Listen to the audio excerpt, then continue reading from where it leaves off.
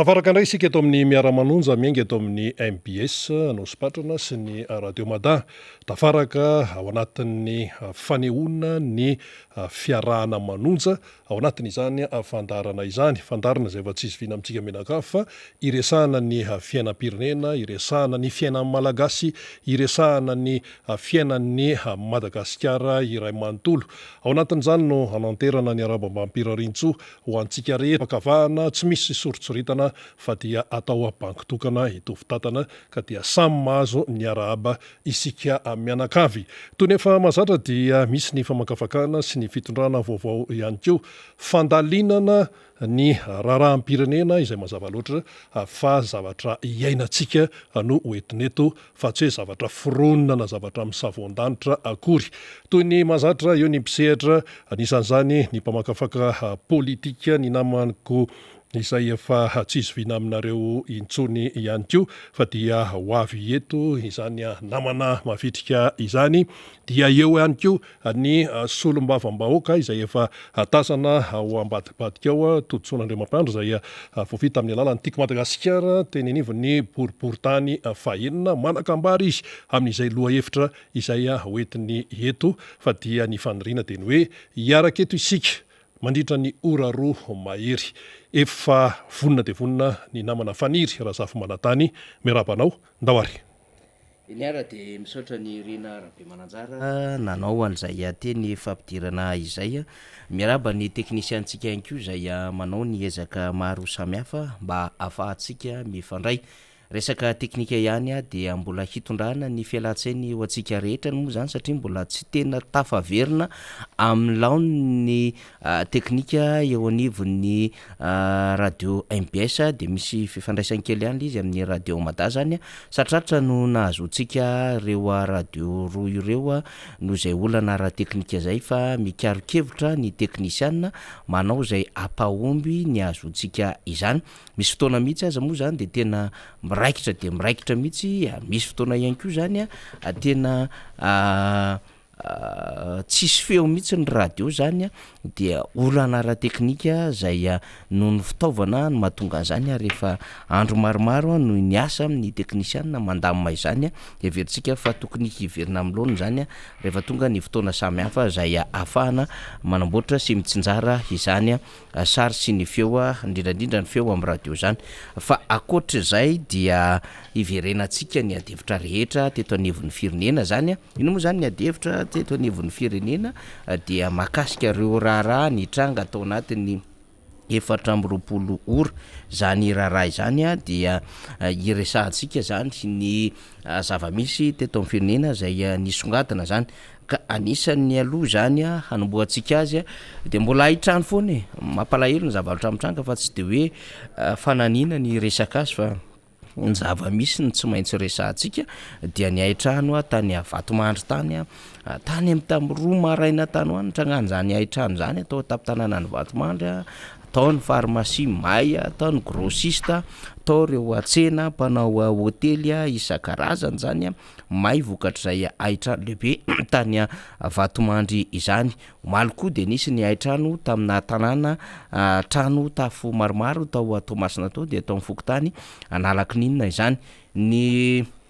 fandraisana andraikitra dia efa samy miezaka zany ireo tanàna samy hafa mandray izany fandraisana andraikitra izany ny vokatr'izay haitrano samy hafa izany. Ny vaovao ihany koa nisongadina atao anatin'ny 420 ora dia ny fahalaniny ny solitena ny mpanao gazety avy amin'ny olavitra vaovao, zany hoe ny ode journaliste vaovao vao lany teo zany satria fantatsika moa ny korotana teo amin'ity asa fanaovan-gazety sy ny serasera sy ny olavitry ny mpanao gazety dia efa nisy fisafidianana zay hosolitena ny olavitry ny mpanao gazety ao anatin'ny CENI teo aloha teo dia Marc Antoine izany avy amin'ny vondrona MATV fahitalavitra MATV 5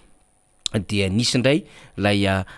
fanaovana fifidianana vaovao indray zany teo anivon'ilay olavitra zay vao navita fifidianana tsy elakory zay ka omaly no nivoaka izany de nga soava andre maritafika zay taleny fanoratany gazety telonorefy mpanao gazety eo anivon'ny viva sady mpanoratra eo anivon'ny la gazete de la grande ile zany no lany tao anatin'ireo fito zay nifaninana zany raha ny vaovao omaly ny cellule de crise moa de anao valandresaka ho an'ny mpanao gazety amty anio ty de hoentsika hoe inona no fomba fijery ny cellule de crise ity raharaha mahakasika indrindra ny tontolo ny asa fanao gazety sy ny serasera ity akoatr'izay ny horonatsara zay navoaka ny teo anivon'ny France 24 dia miparitaka tokoa raha ny hatramin'ny omaly miresaka momba ny Madagasikara de ao anatin'izany ny loha hevitra ngezabe ny amin'le hoe misy ny haitany lehibe eto Madagasikara ka tao anatin'izany haitany lehibe eto Madagasikara izany no nahatsapany ny tompona andraikitra teo anivon'ny Amnesty International fa ny gouvernemanta malagasy ny tompona andraikitra amin'izany satria dia vahoaka anoany amin'ny ray tapitrisa mahery anoany zany no tratrin'ny insécurité alimentaire na zany hoe tena tsy fahatomombanana ara-tsakafo izany vokatry ny haitany sy tsy fahaizana mitondra zany ka ny Amnesty International dia manameloka ny gouvernemanta malagasy ao anatin'izany hoe trangana haitany lehibe sy tsy fahampiana ara-tsakafo izany. Ny akoatran'izay ny 420 ora ihany dia natsahatra zany ny asa rehetra eo anivon'ny fond routier zany zay fantatsika moa zany fa manao ny fikojakojana ny lalana izy moa zany dia fanambarana navoaka ny secrétariat exécutif ny FR zany na ny fond routier FR am'izao fotoana izao zay navoaka ny fahafito amby 20 volana Oktobra lasa teo ny fionana na ny hoe ny staff meeting zay nitondrany ministry ny asa vavety tamin'ny fahadimy amby 20 volana Oktobra ary noitohy tamin'ny fivoriana dinikasa tamin'ny fahaenina amby 20 volana Oktobra teo no nanomezana am'izay toromarika zay hoe atsahatra ny asa eo anivon'izany fera zany zany hoe maromaro ny teboka ny resahana ao anatin'izany fa ny asa lehibe resahana ao anatin'izany de hoe reo asa fikojakojana ny lalana rehetra zany ka vatsin'ny fera vola dia natsahatra avokoa tsy fantatsika ty hoe antony zavatra inona no nahatonga an'izany fa mbola hiezaka tsika nikaroka ny tena marina mahakasika ity raharaha ty fantatsika moa zany ny fond d'entretien routier teo aloha na ny fond routier amin'izao fotoana izao de misy vola aba azo avy amin'ny solika sy ireo pitsopitso ny samihafa zay ahafahana zany manao ny fikojakojana ny lalana zany de reny volo reny avy hatrany zay tantan'ny fera zany no ahafahana mikojakoja ny lalana manerina Madagasikara de zao moa zany natsahatra zay asan'ny fera izay zany indrindrindra zany ao anatin'ny fikojakojana ny lalana manerana any Madagasikara fa akoatran'izay vaovao samihafa izay zany dia mitodika any amin'ny tapany avaratry ny nosy iny Antsava ny masompanara-baovao manomboka androany de mitohy rapitso izany zany hoe ny adevitra rehetra ao anatin'izany dia hisy fitokanana zavabita vitsivitsy ary tsy de tena hoe goavambe ataon'ny fitondram-panjakana zay tarehan'ny filoham-pirenena Andry Rajoelina any Sava na ny Antala sy Sambavany zany moa zany dia taky mahazatra dia lalana tokony izay efa fatapatratsika fa ao ny pavé autobloquant ao ny pavé amina béton armé araky ny fitenenany zareo azy ny avenue na émergence ao Samba avao ny bureau ny cadastre minier dia anisany nanaovana an'izay fitokana an'izay tsy de tena hoe goavambe le fotodrafitrasa fa eo ihany le izy amina asa andavanandro zay nataon'ny gouvernorat sy nataon'ireo département ministériel fa ny fanjakana amin'ny alalan'ny filoha no mampiseho an'le izy goavambe dia manao ny fanetanana be mihitsy any Antalasy Sambava any, ary mialohan'izany moa satria mafana Antalasy Sambava amina resaka lavanila zay mitotongana zay tsy izy am'izao fotoana izao, dia misy mifamorina reo opérateur na lavany zany andamindaminana ny sain'izy ireo mba tsy anana an'izay hoe tena fahasorenana zay amin'ny fiatrehany amin'ny fitondram-panjakana manoloana ny fahampotehany ity resaka lavanisy ny sisa ity zany. De eo ihany koa ny fanambatambazana ny vahoaka amin'ny alalan'ny omby zay hovonoina amin'ity fihaonana any Sambava ity sy ny any Antala, dia ny artiste dia efa andry ny ajery maro kosa tahaka ny mahazatra, de andray aloha zany ny ambabona amin'ny fon'ny olona de hijery spectacle sy ny sisa, fa le fanjakana ny teo ampiseho hoe mba mahavita zavatra sy miasa mba hanakomana an'ilay zavatra zay tsy mandeha am'izay loany am'izao fotoana izao. Zany ny zava-misy arahantsika eo ary hitondrantsika resatresaka rehefa avy eo ity resaka ny Sambava sy Antala ity rehefa aoriana ny dinika irahana amin'ny député Totsoa. Amara-paranantsika azy dia namoaka taratasy ny FMI zany mialohan'ilay déblocage, lay famatsimbola faharoa zany na déblocage deuxième tranche zany ataon'ny FMI ao anatin'ny fonds élargi de crédit zay fantatsika tsara fa hatramy fa 3 sy 4 no anaovana izany, dia misy ny recommandation raha ny tomarika sy fampahafantarana samihafa ny amin'ny tokony ho ataon'ny fanjakana malagasy mahakasika ny jirama, mahakasika ny hermandy, mahakasika ny rahatsolika sy ny filet de sécurité sociale eto Madagasikara. Lavalava zany taratasy zany fa dia ny fihezin'ny FMI ny raha zany hoe mametraka ny fepetra izy alohan'ny hamatsina ny vola ao anatin'ilay tranche faharoa an'ilay FEC zany na ny fonds élargi de crédit. Horesantsika ny sombony ao anatin'ny resatresaka ny fanaovana amin'ny député Totsoa Andriamampandry moa zay azo alefa ao anatin'izay sombony zay. Farapara ngambany amaranantsika ny adevitra rehetrarehetra dia miomakomana hiatrika ny rapitso zany ny RMDM diaspora ka any Grand Tour no anatanterahana an'ilay fihaonan'ny RMDM diaspora zany manomboka amin'ny 2 ora ka hatramin'ny 5 ora eo izy io hiresaka raharaham-pirenena izy ireo. Io toerana io moa zany dia 17 kilometatra avaratry Toulouse no misy an'izay Grand Tour zay tanàna lehibe hihaonan'ireo RMDM diaspora mahakasika indrindra ny raharaham-pirenena izany. Ary hoan'ny jeune team Atsimbrano dia etsy Amboanjo be en place de l'amitié izy ireo no anatanteraka rapitso ilay fitsangatsanganana lehibe zay isiny zay firaisankina sy fiaraha-mientana izay. Akoatran'izay dia ny Ambohimalaza de manomana nylay famelomamaso ny Comteam dia amin'ny alahady izao amin'ny 2 ora nanatanterahana azy eny sonerana eny amin'ny trano dadabe araka ny fahafantarany rehetra azy. Fa ho an'ny rapitso zay fameloma-masina atokotiky Madagasikara de goavambe ny any Tomasina satria de ho avy any politika ny antokotiky Madagasikara dia anao ny fameloma-maso ary efa miandry izany ny any Tomasina any am'izay etsika lehibe rapitso zay ao Ambodisonambo ao amin'ny Magro no hanatanterahana izany rapitso sabotsy no anaovana izany. Ny eto atoerana moa zany raha ny fandaminana samihafa ho amin'ny sabotsy izao ihany koa dia teo amin'ny boribory tany faefatra dia anatanteraka am'izay fameloma-maso ny antokotiky Madagasikara zay ho amin'ny fokotany atao anatin'ny boribory tany faefatra zany ny azo lazaina hoe reo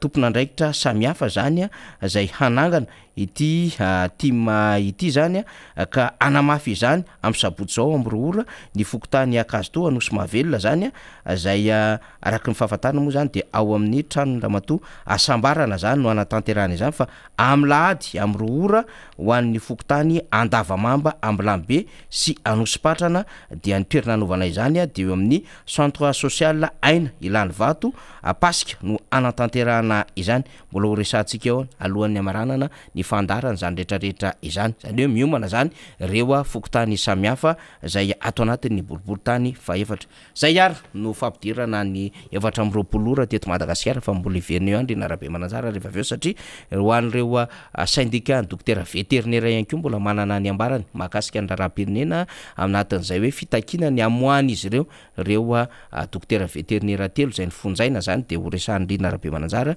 rehefa aveo zany rehetrarehetra izany. fa efa eto akaiky eto ny solomamoaka ny Madagasikara député Tojosoa Andriamampandry voafidy tetsy amin'ny boriboritany fahenina miarabanao Andriamatoa député tonga somatsara indray tsika amty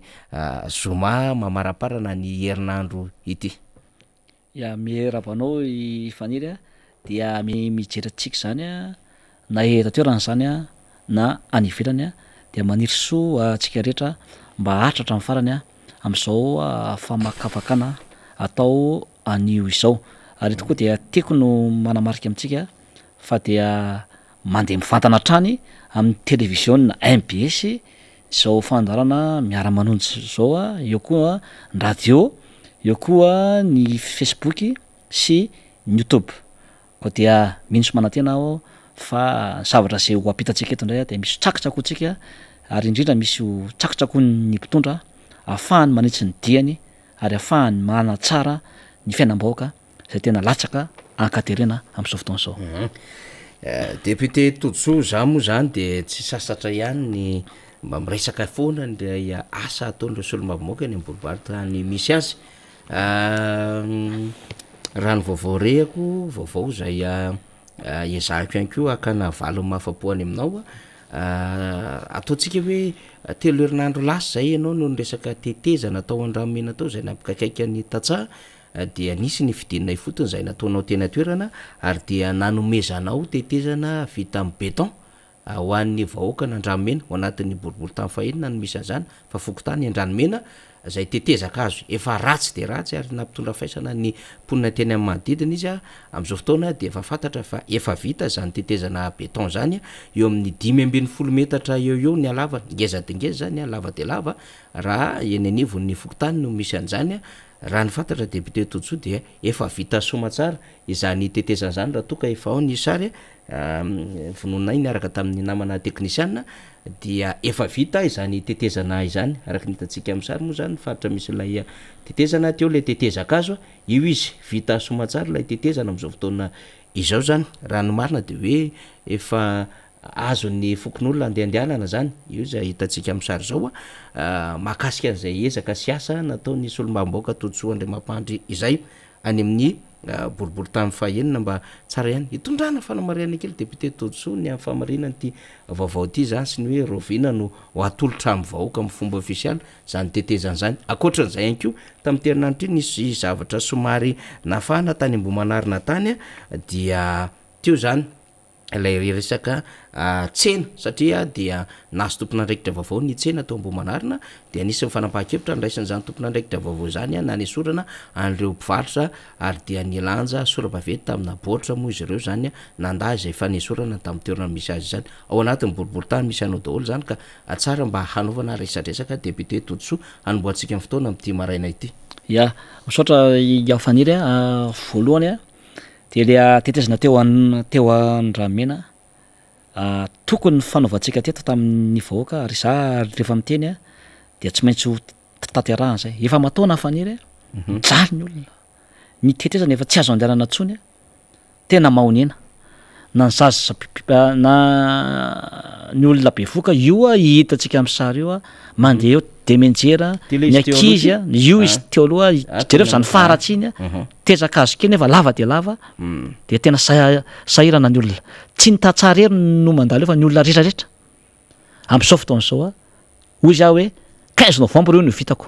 zao izy efa vita somatsara ary vahoakany andramena ary tsara ho tsipihana so amarinina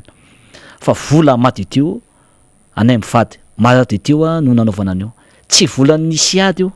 na nisy sely de taloha na vola mpanjakana fa vola ny tena maimaimpona no ny fitiavana ny vahoaka n'Ambohimanarina sy Andramena dia io izy io ary rapitso asabotsy amin'ny sivy dia hosokafana amin'ny fomba ofisialy zany larana izany ary zao Faniry tsy vitany hoe ny olona sy ny borety sy ny moto any no afaka mandeha fa ny fiaranareo koa zay mipetraka ny Andramena sy Ambatoka iny fa mahazo mandeha amin'io satria beton armé manara-penitra zany no natao ary eto dia tiako na ihany ny fitondrana amin'izao lalakolam-bahoaka de oeraoera dia tonga zany de hoe andao zany hotokanana manetriketrika izy asa tsy maintsy atao ereny Faniry niza izy za mpitondra eo de tsarofa volam-bahoaka reny ary tsy zavatra tokony reny mihitsy no tokanana tokony be ny tanàna no mitotokana an' reny na farafaratsiny chef de région ny gouverneur moa zao no anarana na ny ministra farafaratsiny fa ho faniry filoha ve nanao an'ireny zavatra ireny ary efa mba anao zavatra ho isika de zay iza no mpitondra teto faniry tam'izao fitondrana zao hoe volany maimaimpona no naovany zavatra fotodrafitrasa tena mbola sy nainao faniry raha tena vola manao tena hoe madio izy de ataovy tena mahoraka be hoen'ny olona salam'zao salam'zao hoe ataonay zao fa io nge volam-boaka ny nanaovanareo an'ireny nefa le izy ary tsy araky ny tokony ho izy tsy lara-pahmehana le izy ho an'ny vahoaka malagasy tokony zavatra hafa aloha natao tokony zavatra goavana be any ivelany na any Afrika ny filoam-pirenena tsy manokana zavatra zany fa ny mpiara-miasa aminy no manokana raha tsy hoe tena lalana tena hoe 400 kilometre zavatra tena goavana be mihitsiny zay vao tonga izany filoha zany fa eto moa de tena mampimely izy ary atao fimezana ary le izy indraindray faniry ary efa resahako tamin'ny heriny izany ka io le tetezana omena anareo ampitiavana riponina andramena ary amin'ny heriny ihany koa tsy vitany hoe andramena fa raha-pitsika am'sivy any an-tanety ihany koa de misy borne fontaine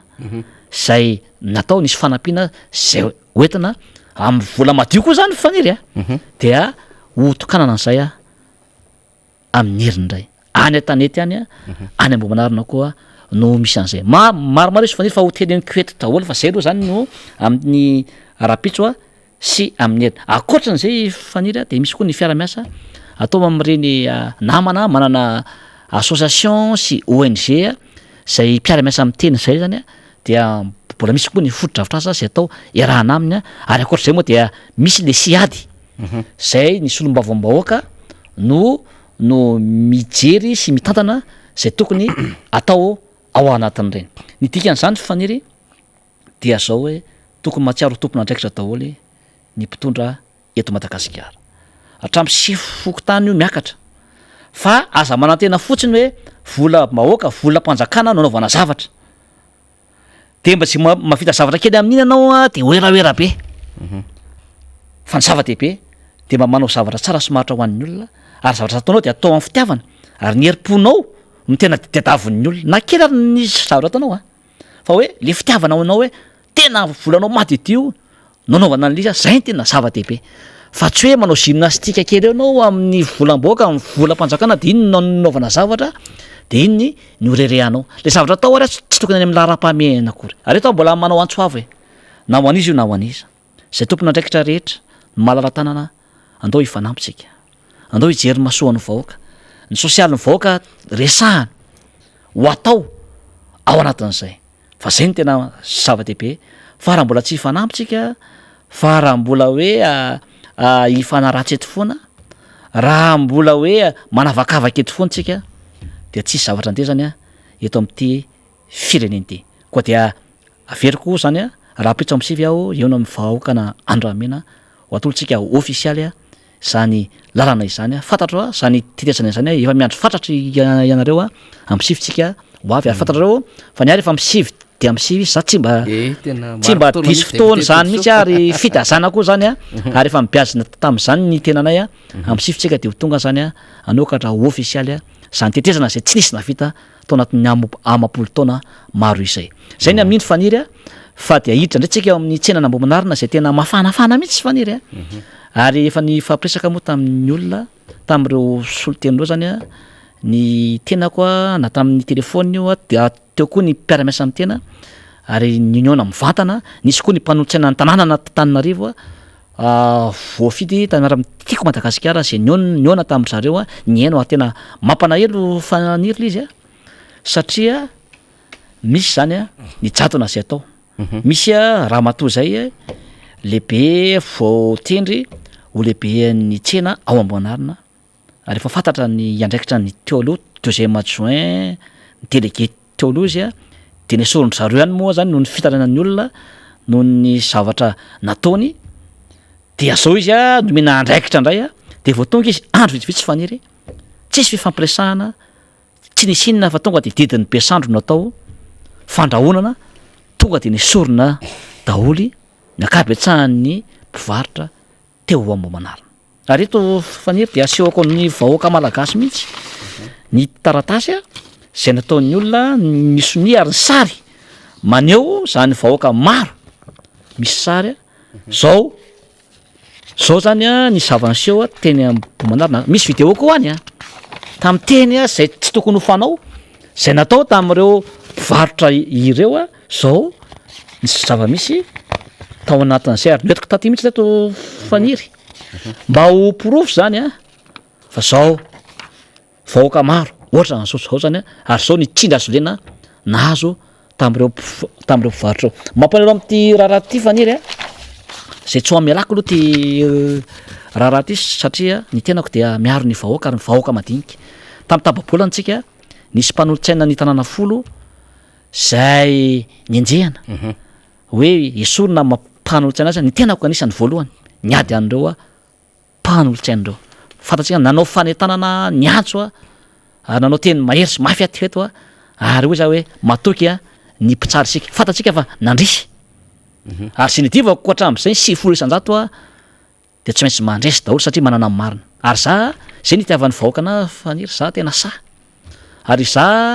rehefa makeny amin'ny terrain a rehefa makany amin'ny vahoaka mijery ny zava-misy eny an-tsay io na tanàna io faniry tsy mila carte de corps salamy sasany misy olo mavoasany de miaraka amin'ny carte de corps za tsy mila fa rehefa tonga faniry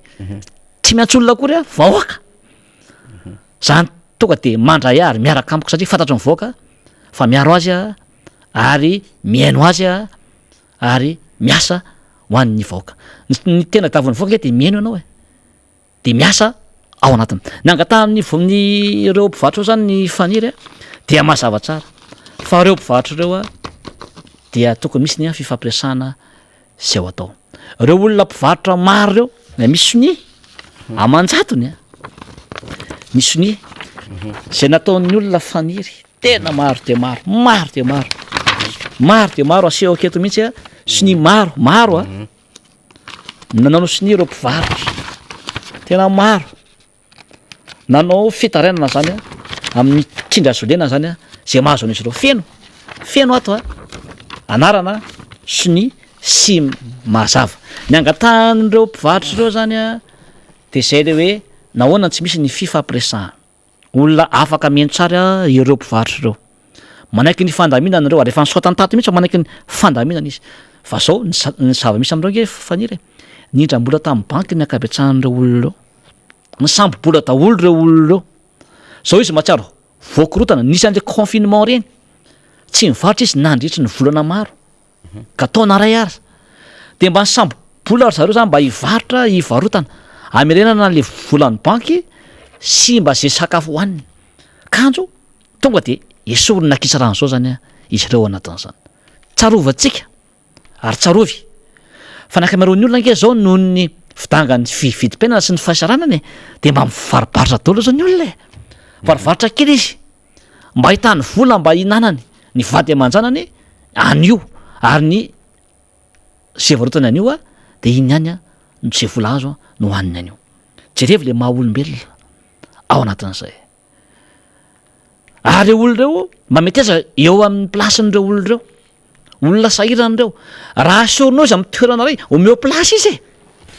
ary meo toerana izy voatokana ho an'izany ary toerana voatokana an'izany de aza hoe raha manome toerana de toerana kely zara fa isitrihana no omenan'ireo olona reo fa mataonao mananange de tokony efa misy toerana zany ao tsara kokoa no menao an'le olona ao anatin'le izy fa aza tonga de tervemata sy fandrahonana no atao am'ireo mpivarotra reo zany a ao anatin'izay mahazo matokana reo mpivarotra iaro anareo a ary ny mpanolotsaina ny tanàna maro efa niresaka tamiko a iaro anareo a reo mpanolotsaina ny tanàna natanynarivo renivohatra reo tsika tsy maintsy mijoro miaro ny marina ao anatin'izay ary tsarovy fa ao anatin'ny fiarahamonina ingena nareo le mpitantana am'izao manao tsinitsininy zao mianao anatin'ny vahoaka ingenareo fa za de misotasota loatra député no miteny aza misotasota amin'ny vahoaka fa mba jerevony maolona ary tsy ireo mpivarotra ireo ihany fa betabe no atao akilabao mihitsy ny tatsaha ny olona sahirana misy ny didiko fe lehibe izay atao zany a am'ireo olona reo ary tena sarotany amin'izay a ary mahazo matokana reo ry ambo manarina fa sa député totsoana Andriamampandry de miaro anareo hatramin'ny farany ary ijoroko amin'izany fiarovana anareo zay de mampitandrina eto zany a ho an'izay lehibe an-tsena sy izay mini manilonilika ireo mpivarotra ireo a fa de olona maro izy ireo a ary ny tenindry zareo a sy ny ataondrao de tena teniny olona mendrika ary meteza eo amin'ny plasiny fa aza atao an'izao zany a ireo mpivarotra ireo manaja rafitra reo olona ireo manaja ny fandaminanareo fa sy oloha izay zany hoe fiarahana miresaka izay fiarahana midinika izay de tsinjovy le maha olona zay atao amin'zareo zany a ao anatin'izay fa aza miteraka manome fanakorontanana ho an'ny vahoaka eo ambo manarina reo aza ampijaina ny mpivarotra nakamaroana ny olona ny ambo manarina de mivarotra daholo ao anatin'izay meo toerana malalaka izy ivarotany azo ifampiresahany ireo mpivarotra reo a fa za de manao jatona zany a ao anatin'izay de ho hitantsika ny toyany fa de efa manao antso azay a ho an'ny tompona ndraiky ny commune urbaine Antananarivo renivohitra mba jerevy ny olona mpiara-miasa aminareo aza olona tia sotasota sy tia ady sy manao tsinitsinina ho hafa manao tsinitsinina ny hafa no apetraka reo efa nyresahako teto tamin'ny tapabolana ny tombana zay nataon'ny commune urbaine Antananarivo fa tsisy zavatra mandingy ireny mino fa nefa voarehany zareo reny ao anatin'izay koa dia zay zany no teny ataoko a fa ny tenako de miaro ny mpivarotra rehetra na izy na izy tsy eo amitsena nambo manarina iny a fa ny mpivarotra rehetra zay voilikilika zany a dia leroa ny vonina anajany ny fandaminana rehetra fa mba sy ho fifampiresahana izy a de tsinjovy reny olona reny fa rehefa isorinao le olona de meo toerana milamina izy a ahafahany mivarotra fa asany eo atao anatin'ny pejy ny MBS moa zany mandefa mivatana amin'ny alalan'ny Facebook ny fandarantsika Miara Manonja dia mirara kopana mihitsy ato ny fisaorananao député Totso zany mba tsy abekibo amty faran'ny herinandro ity de mamelamba vakiko kely ihany aloha ato zany fa miaraba antsika rehetra atao Miara Manonja makasitraka honorable député Totso maromaro ny takanao ao ihany koa zany hoe any anosy vavaka koa député mba misy lalakely tokony amboarina tsy fatako loha zany fa tiano resahan'olona ato makasitraka député Totso elavelona misaotranao député Totso araky ny anaranao satria teo aloha dia nanitsy teo amin'ny tany Manambe nanitsy teo amin'ny tany Manambe ny lalina miditra eo ambato tokana io le izy zao efa lasa ndrikarana daholo ny eo de miafy ny gasy makasitraka anao anareo mivady honorable député ho elavelona nareo mivady misaotra betsaka maro be izy ato rehefa jereny député Totso atao anatin'ny pageny MBS de mahita nyreto fakasitrahana maro be reto zany akoatr'izay tena hitanay mihitsy reto resahantsika reto mahakasika indrindra ny vaovao any Etalasy any Sambava mbola hitondra fanadihadiana eo tsika rehefa aveo fa nyteneny député Totso teo moa ny hoe lalana goavambengy sy fotodrafitrasa goavana ny mampihetsika amin'ny filoham-pirenena ty Afrika sy any Europe fa tsy ohatrany ety Madagasikara le lalana otokanana Sambava sy Antala de io zany le avenue d'émergence za lalana lavalava ohatrany avenue rehetrarehetra io zarava misy eo amin'ny 1 kilometatra na metra kely eo ngamby izay ny lalana axe any Ataimby zany zavatra lalana aksa zavatra tsy de tena hoe kilometatra lava be zany fa eo ihany aksa aty amin'ny canal plus makany Belrose zany koa any Antala ny aksa any Ankoala be makany Ambatoratsy tsy de tena lalana goavambe zany io moa 100 metatra ary moa tokany an'le filoham-pirenena tena mahavarina sy mahatalanjana fa izy moa te efa anao an'izay hoe fandaminana ny départ présidentiel 2023 zay de hitantsika io ihany fa tondratsika lafimpanadidiny rehefa aveo fa fantatray ary mahazo ny vaovao samihafa isan'ora misy tsika any asambava sy antalaha ny famoroina ty ny vazaha sy ny sisa rehefa tonga ty deba fa kalikaly nareo fantatsika daholo ny vaovao rehetra ny toerana fa zay moa izy hoe tsy jamba akory ny vahoaka any antalaha sy sambava voemara sy andapa ka tsy ahafantatra ny zava misy fa ho resantsika eo zay député Todsoana marinana kelan'zay ya nisy olona nteny te hoe anosavaka ahoana efa nanao lalakely fa tonga de valiko ianao tsy hoe la efa fantatro ny tianao tenenina fa de ho ataotsika le lalakely anosavaka ho an'ny ambiny dia tsy maintsy zahantsika kitihana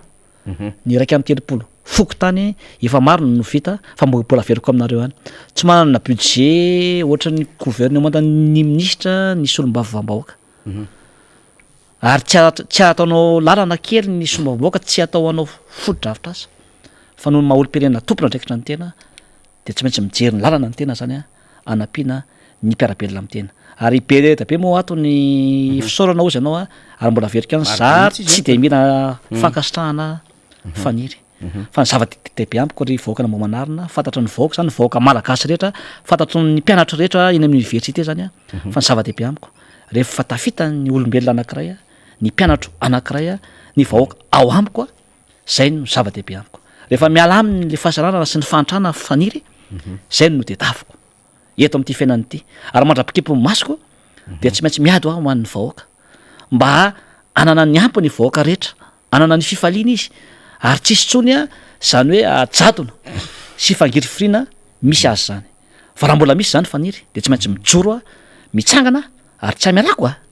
ary tsy amialako zay manao ny tsy mety eto amin'ity fireneny ity na iza izy na izy ary za tsy matahotra faniry na iza ary fantatro ny vahoaka zany faniry tsy ary tsy matahotra satria fantatro tsy manana basy tsy manana kalaky fa ny vahoaka malagasy no kalakiko reny ao an-damosiko ary zay nasaiko miteny sy mijoro ary miaro ny vahoaka ao anatin'izay misy mbola fantanao teo faniry valio kely amin'ny resaka jirama siko tenikena ty le jirama zay tokoa satria ny FMI namoaka le recommandation asa député Todsoa tena variana mijery le recommandation hoe tam 2022 ny sub 2020 plutôt tam 2020 eo ny subvention nomeny fanjakana ny jirama de nahatratra 800 milliards d'ariary 4000 milliards de FMG les recommandations zany anatin'le tati-baovao zay resako zay député de le stage ty zany faniry raha hainy mpitondra ny tatana zany ary eto zany dia tiako azavainako tsara faniry hoe ity auto relevé ty nge de tena sahirana ny vahoaka nge amin'ity faniry satria ny olona rehetra nge ny vahoaka tsy aro manana hoe mail daholo tsy aro misy connexion any an-trano tsy ary manana ordinateur daholo ny olona fa lasa mame fahasaranana ho an'ny mpanjifa ny jirama am'izao manao auto relevé anao avy eo de alefanao mail iny efa asa ray zay alefanao mail iny de miverina mijery izy afaka 4 andro 3 andro herinandro 10 andro de avoanao ilahatra ianao andohan'le facture na jirama filarana zany ray zay olana anankiray fahasiranana anankiray no faro le olona tsy ary misy hoe ordinateur sy mail ao an-trano anao an'le auto relevé de tsy maintsy makany amin'ny cyber café andefa niny mail le auto relevé io ho any amin'ny cyber café tsy maintsy misy vola aloha ingana faniry free an'olona ary tsy hitany ny anako any ary efa manahirana azy sady la vola izy makany amin'ny cyber café no la ny fotoana faniry toko mba hidetavany asa sy hidetavany hoaniny de zao avy any amin'ny cyber café indray izy de tonga le facture avy eo de mbola milahatra indray izy ady mifiry faniry ny filarana eny amin'ny jirama andohan'le izy de misy indray andehan'olona hafa indray fahatelo ary ty ny tena betsaka faniry sady tsy manana fahafana izy ho any amin'ny cyber café andefany le auto relevé de lasa izy tsy maintsy makany amin'le agence na jirama de makany izy de filaram-be la ny fotoana eo izy la ny andro ny sakafo efa zara faminana zava-misy zany ry mpitondra hoteneniko anareo matsy nareo matsy tsy hainareo le izy fa ia bouton fotsiny no pitsihanareo na olona ny raha anareo de tsy hainareo le fahasarana ny vahoaka ao anatin'le izy fa de milahatra reo vahoaka reo a manaritra n'le auto reo le relevé zany am'le izy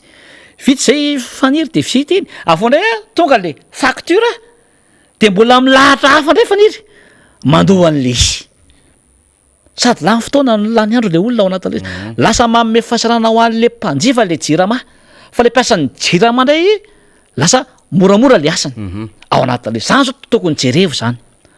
tokony jerevo anakaiky zany zay fahasarana an'izay a mahazo ny mpanjifa nge am'izao fotoana zao efa ampasaranareo izy fivezivezena sy fataovam-bola any amin'ny cyber café nefa ny jiro sy rano tapaka lava faniry ny facture ny jirama tena mbola miakatra nefa vola ohatrina ny azosika tany amin'ny FMI sy ny mpamatsy vola iraisam-pirenena tsy mahavaolana de mbola manampitrotraka am'izany faniry akoatra zay tenako zay am'le jirama le tapaka lava ny jiro ny rano de zay manana frigo ao an-trano manana télé radio simba nge zay manana frigo moa de simba hatramin'ny sakafo ao anatiny ary ny varotra épicerie zay betsaka manana frigo tapaka lava le jirama le jiro de simba nge le frigo nefa ohatry de simba le frigo sy ny télé sy ny radio ary mbola simba koa le sakafo ao anatin'le frigo ao anatin'le izy zany ve de rariny miala tany an-trano ao zao a de efa tapaka sady ny jirosorana amina fokotany maro any ambo manarina faniry de manahirana le izy nefa jerevo ny vola azo ao anatin'le izy zany no midika fa tsy mahay mitantana ity fitondrany ity tsy hainy mihitsy zany a hoe ahoana zany fomba fitantanana zany ary mbola ho avy ho ny fasafasy fa de ataoko maifika anao ry misy ny energia misy ny angovo misitry ny rano fa tena mijaly le vahoaka le DDG asorina tsy navita ninninona fa avy anao a de vao maika pira zany ny zavatra tao anaty zany hoe le méthode de travail mihitsy no tsy misy le fomba fiasa mihitsy zany no tsy izy am'izao fitondrano zao efa ovaina ny olona fa zany hoe nareo mihitsy zany no incompétent tsy mahay ny asa ao anatin'izay ker zany resan'ny député za moa zany de mamaly avatrany any mpikirakira ny facebooksika zany a sy ny mpanaraka avy atrany atsika de ozy ny anarany ato de ato ihany ko manara ohatra kely a fotsiny a na tsy hovaliana député tsy manina fa honorable bogos izy asiteny kely a resaka RFD terena aloha nefa ny tanàna maloto ny vola tangosina tsy mena taratasy ny vahoaka vao misy tsy voalo manaraka dia zay vola ampahoriana kepohan'ny mpitatany za moa zava-misy eny am'voko tany de ampitaiko aminao fa mino fa ho hitan'ny député totoso daholo zany rehetrarehetra izany zay ny amin'ino ambo manarina zay a ny zavatra ny lalovantsika teo a ny amin'ny asa sy ny ezaka tao monsieur le député fa resaka team teo député a ny fihetsiketsehana ataon'ny team tany France fa efa taona ny nataonareo atao boribory tamin'ny fahaenina ny ho ataon'ny boribory tamin'ny fahaefatra isaky ny fokontany io anao an'le redynamisation ny ataony ambo malaza ny ataon'ny jeune team etsy atsimon-drano ny team atsimon-drano androibe sy ny sisa ny any avaradrano any ny team ery amin'ny boribory tany fahadimy mitety fokontany boribory tany fahatelo tahaka ny ataon'ny député feno etsy avarado eny akady fotsy marobe de marobe ny etsika mandeha am'izao fotoana izao a ny Antomasina ko zany a de rapito zay andeha zay fameloma maso lehibe zay miomanareo any Tomasina zay hiatrika an'izay fameloma maso lehibe zay fa mandeha fanetanana ho an'izany député Todoso avy atrany de fantaniko hoe zay le team zay mihetsika de manao zavatra ary miray iny fahitany député Todoso an'izay ao anatin'ilay hoe manana foto-kevitra ijoroana le antoko ary manana fitariana mazava dia afaka miatrika na ao anatin'ny sehatra aza hoe tsy mitatana fanjakana izy fanjakana amin'ny akabeana manomboka any am'le exécutif zany sisy ohatran'izao hitantsika zao kanefa mbola miaina sy mijoro ary tena mbola azon'olona ianterina le antoko tiako azavana eto mihitsy ary za de samy manome fanamby faniry fa ny team manerana Madagasikara zany team zany mbola matanjaka zany manan'olona ny team faniry ary hitantsika fa hatramin'ny isiny hatramin'ny 2002 nisan'izany hoe tiako Madagasikara zany a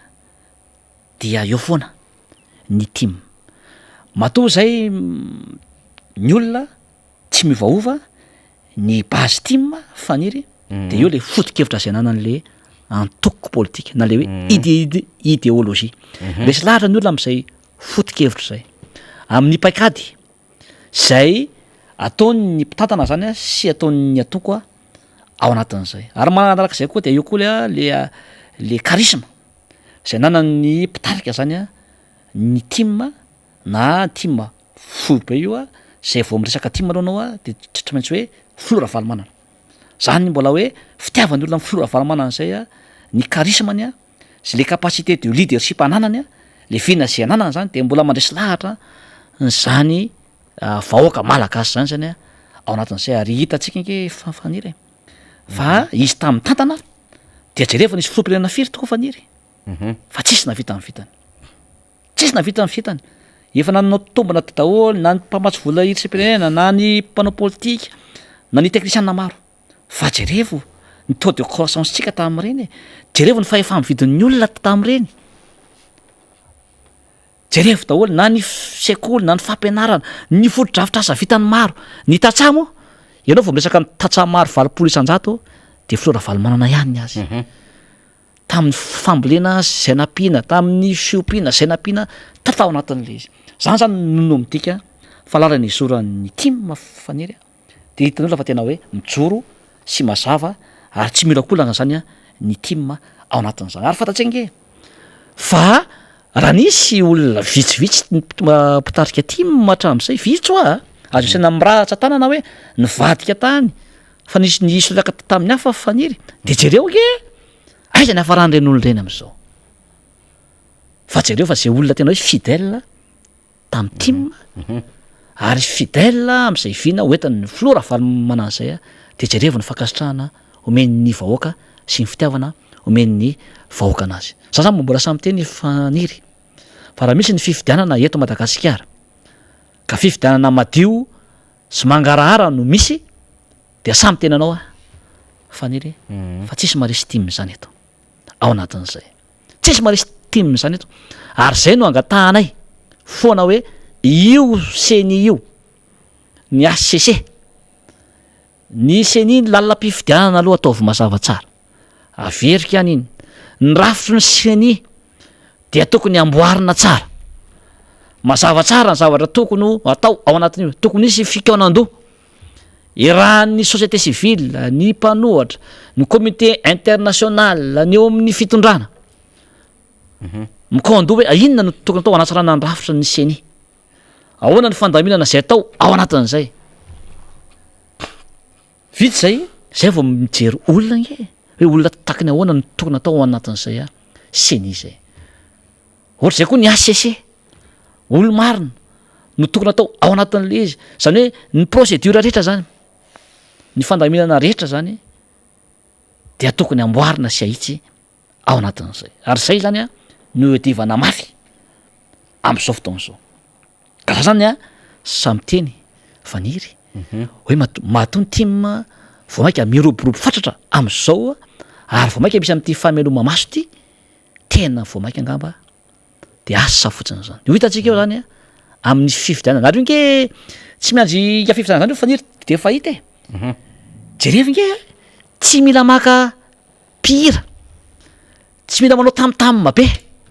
fa rehefa tonga ny tompona ndraikitry ny team many faritra anankiray na commune anankiray na fokotany anankiray de jerevo ny firohatry ny vahoaka fitanam-pony ny vahoaka ny eniny sasany eo amin'ny fitondrana karamaina alondry friany itaona olona faniry mampalahelo zany tenanao faniry hatramina rafitra ary averiko ary marina zao va resy laharina chef de service le ampiasaina daholo ny rantsana rehetra miampy ny fandrahonana hoe affectenareo rehefa tsy manaraka n'iny rehefa tsy manaraka n'le antsoantso ao anatin'le de fa hitangely faniry ny fietana-poka faly ny olona mahitanao tsy mila tsonao ny olona tonga de tonga ao anatin'le izy zay zany no midika hoe ny team de team matrany ary zao peta be faniry ny fikambanana maro ny olo-tsotra ny atoko politika maro de miditra inge ao anatin'ny tim manatevidarana ny tim am'izao fotoana zao miampy moa ny RMDM zay filora faramanana no filohan'izay misy atoko maro ahoana moa no andresena an'izany raha misy afifidianana na faniry ka eto zany a zay mahatonga ny hentitra irahana amin'ny mikondoa amin'ny comité international hoe asio zay fokoanandoha zay a ahitsy lalam-pifidianana lisy mpifidianana de misy zavatra maromaro tsiraisany eo a hifandaminana zany a mba anaovana an'izay a fifidianana izay fiana zany faniry amin'ny fandehan'ny tim izay ny tim efa nazavaiko teto hoe inona natao hoe antoko politika fa ny tim zany a de mbola mipetraka ao amin'ny tolo zany base zany hatrany amin'ny fokotany io commune io district io région io ary ny olona mpitatana amin'ny tim sy naovana an'le hoe redynamisation reny faniry izy le tena leader amafisina zany a le olona mpitatana ny tim hatrany anevony fokotany reny misy leader reny mpitantana amafisina olona hafa izy reny iara-iasa mba atanjaka ny tim mba hototeny a reny mpitarika ireny a ary koa mba foazina raha nisy natory be da be ny tim natoritory teo aloha faniry zao ny foazina de be da be no miverina ao anatin'ny zay le conscientisation zay zany no ilaina am'izao ary zay no ataon'ny tim am'izao fotoana zao ary manazava izahay nohatra ary matoko mpanohatra atsika de manana ny vina ny projet de société tsika hoentina hitondrana ny firenena ka raha hitondran'izany firenena zany tsika projet de société zany a dia tokony amafisina trany avondrina tsara zany ny hoery anankiray a satria ny mita be tsy tilano mamba ozony tolo zay zany a no antony fitsidiam-paritra maro ataon'ny bureau politika sy ny mpitarika tim rehetra ary zay koa ny antony zao famelaberara-kevitra sy famakafaka zao kritika atao zao ny tim ary manana zao vaolana zao ny tim hoentina anatsara ny rafim-pitondrana sy ny rafim-piainan'ny vahoaka malagasy a amin'ny akapobeany eny ary zay no resaka antoko politika député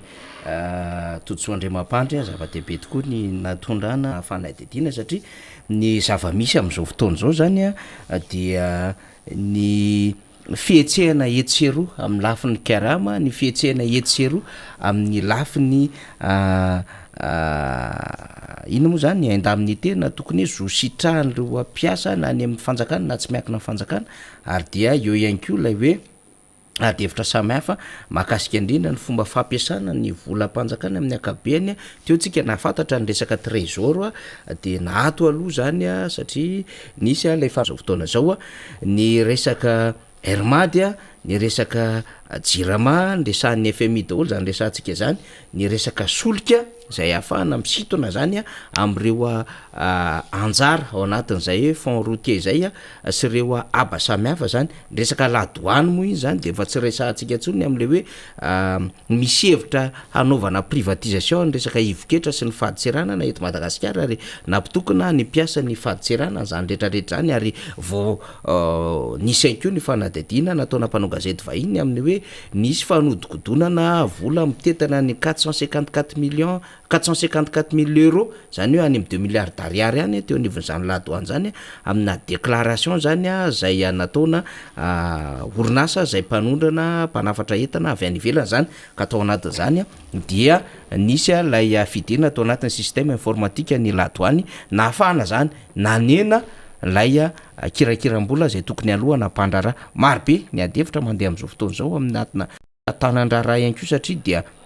adevitra ny resa-bola moa tsika am'izao fotoana zao député Todsoa eo anivony anteny meram-pirenena hiatrehana ny budget zany ho ampiasaina amin'ny exercice 2022 na 2020 sy 2021 de mifantaninam-be atsaina avy hatrany rehefa mahita an'izao zavatra miseho eto anivon'ny firenena zao na ny fitokonana etsero ny fampiasam-bola tsy mandeha araky ny tokony ho izy ny resaka vola tsy voalohana prestataire maro be de maro be izy akoatrin'le hoe tena tsisy tena fiainana mandeha milamina mihitsy ny ho an'ny vahoaka malagasy resaka administration publique zany député Todsoa Andriamama économiste anao mahalala ny zava-misy mahakasika an'izany resaka administration publique zany ilaina ny fanio-kevitra mahakasika zay sy ny zavatra tena antony mahatonga an'izao rehetra zao nga ma député Todsoa ya TFM le izy faniry tsotra fo sady mazava ya misy zavatra tsy mandeha mihitsy zany eto Madagasikara raha faniry ka ny amaranantsika azy moa zany a de manontany zany ianao hoe ahoana ny administration publique zany a eto Madagasikara sady zaraiko amin'ny vahoaka le izy a no mba zaraiko ho an'ny mpitondra satria lesika ho antsika eto Madagasikara de tsy mahay an'zany administration zany a ny mpitondra zany a dia tsy mafy ary tsy mahay am'zany atao hoe administration ya publique zay ina moa ty administration ty ny fantaninao faniry ny administration zany a de hoe ahoana ny fomba fitantanana ny raha-panjakana affaire publique na affaire privé administration izy a raha petit taille izy zay faniry de zay le izy fitantanana ny affaire publique sy privé fandraisantsika eto a grand A majuscule zany a administration de io zany le hoe raha-panjakana amin'ny ankapobeny zany hoe ny administration zany a raha faritantsika natao hoe administration aloha dia fitambarana service public izy a maromaro mba ahafahana zany a manome fahafapo zany a ny filana ao anatina collectivité de maromaro a sy ny vahoaka zany a ao aminy zany hoe ny administration zany dia fitaovana anankiray a entin'ny mpitondra ny gouvernement miasa zany izy io faniry zany hoe io zany a no anisan'ny mampandeha ny état anankiray a na ny firenena anankiray ny état anankiray zany de tsy maintsy misy natao faniriny tsy maintsy misy natao hoe administration satria ao daholo zany a ny fitantanana rehetra zay ataonao io zany a ny mission-ny a dia io zany a ahafahana manatratra ny tanjona sy ny politika ataon'ny mpitondra sy ataon'ny gouvernement zany administration zany menana zany administration zany tsika satria misy service public maro eto Madagasikara be da be ny fitsarana ny domaine ny trésor ny douane fa be da be ny olona miasa anatina administration zany faniry a le grand A io de reny mpiasa-panjakana reny agent de l'État na ny fonctionnaire natonga ny administration faniry de zao arakaraky ny fivoaran'ny firenena ray ny état anankiray ny fivoaran'ny administration zany hoe misy karazany telo ny administration zany faniry a eran-tany ny voalohany de nomboka tamin'ny 16e siècle ka hatramin'ny 17e siècle de misy natao hoe état monarchika zany a na tamin'ny fahampanjaka de tam'zany a de ny forona ny atao hoe administration patrimonialiste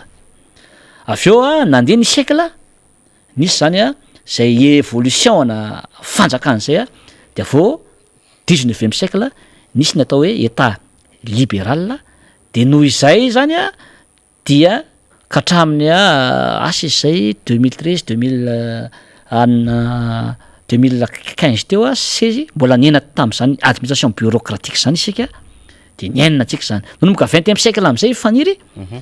dia nitranga am'izay zany a le atao hoe état libéral démocratique nisy ny état miresaka social démocrate tsika lasa nandray anjara dao ny olona ny fifidianana na ny lehilahy na ny vehivavy na ny mantra zany hoe nisy zany filana vaovao faniry de anisy am'izay zany a le atao hoe nouvelle gestion publique io zany zao a no iainany Madagasikara am'zao zany hoe miaina am'zany hoe administration vaovao zany isika fa niara tam'le administration bureaucratique mavesatra be loatra le procédure zany io ndrevana service public maro hitatsika angamba zany raha mividy tany any amin'ny domaine tsika na anao mutation tsika firy volana faniry anao zavatra eny amin'ny fitsarantsika na aiza na ando hetra sika naiza ela be daholo zany hoe misy lenteur administrative le izy de zao zany hoe ny tanjona am'izay zany a de fanatsarana ny administration ary ny tanjona koa zany a de mba hoe ny usager ny mpanjifa zany a de lasa roi zany hoe ny client et roi raha ny amin'ny secteur privé zao anao de ny client zany tena mpanjaka andrianina zany fa hito amintsika zao anao raha makany amin'ny service publika maro faniry filarana tsy hainao koa re ho aizy ianao tsy misy mamaritra anao an'izay misy ny kolokolo maro isan-karazany de noho ny fisian'izay kolokolo maro isan-karazany a tsy fisian'ny fangararana tsy fisian'ny transparence zay zany a na tonga tsitsika zany a ny safidy satria efa makany am'izany nouvelle gestion publique zany daholo zany a ny firenena maro eran-tany am'izao fotoana zao fa ny olana mipetraka faniry de zao hoe ty administration vaovao zay atrehantsika ty ve de mifanaraka amin'ny contexte amin'ny filana amin'ny zava-misy amin'ny valeur ny fonctionnaire eto Madagasikara zampanontroana rehetra zany hoe le système zay nataon'ny fireneny GP zany no narahana de iny natao copie-coller ao anatin'izay zany hoe nataon'ny firenena andalam-pampantroana zany faniry am'izao fotoana zao ary zay ny navoa mbola mavoan'ny firenena andalam-pampantroana am'izao fotoana zao am'izay resaka administration zany na resaka mode de développement fampantroana zay faniry de makatahaka ny fanaony any ivelany isika rehetra ny firenena andalam-pampantroana dia manao comparaison tsika ao anatin'le izy de maka synthèse anankiray amin'ny administration raha amin'ny administration moa resahana faniry a de zay natao hoe syncrétisme administratif zay zany a nisan'ny olana le makataha itsika zao a zanatany frantsay ny modèle ny administration narahantsika zao faniry de nataon'ny frantsay narahana modèle ny administration frantsay no narahantsika nefa tsy mitovy le culture samy hafa ary io anisany tsy nampandehantsika mihitsy le manao copie-coller ny zavatra nataon'ny frantsay de administration frantsay mazevatra be teto le izy de lasa zao lasa baranahany ny administration zany a zay nenana teto Madagasikara ny administration faniry de misy type anankiroa eran-tany eo ny administration zany a ny francophone de modèle francophone de misy koa ny atao hoe administration anglo-saxon ny modèle francophone zao ny enan'ny Madagasikara hatram'izay ka hatram'izao de rehefa ao anatin'izay administration zay anao a zay ny frantsay no narahantsika faniry de misy natao hoe fonction publique de carrière inona zany hoe ny mpiasa-panjakana zany zay miasa anatin'le administration faniry de zay misy système de carrière ao rehefa tafiditra mpiasa-panjakana izy manana IM immatricule de milamy izy hatramin'ny retraite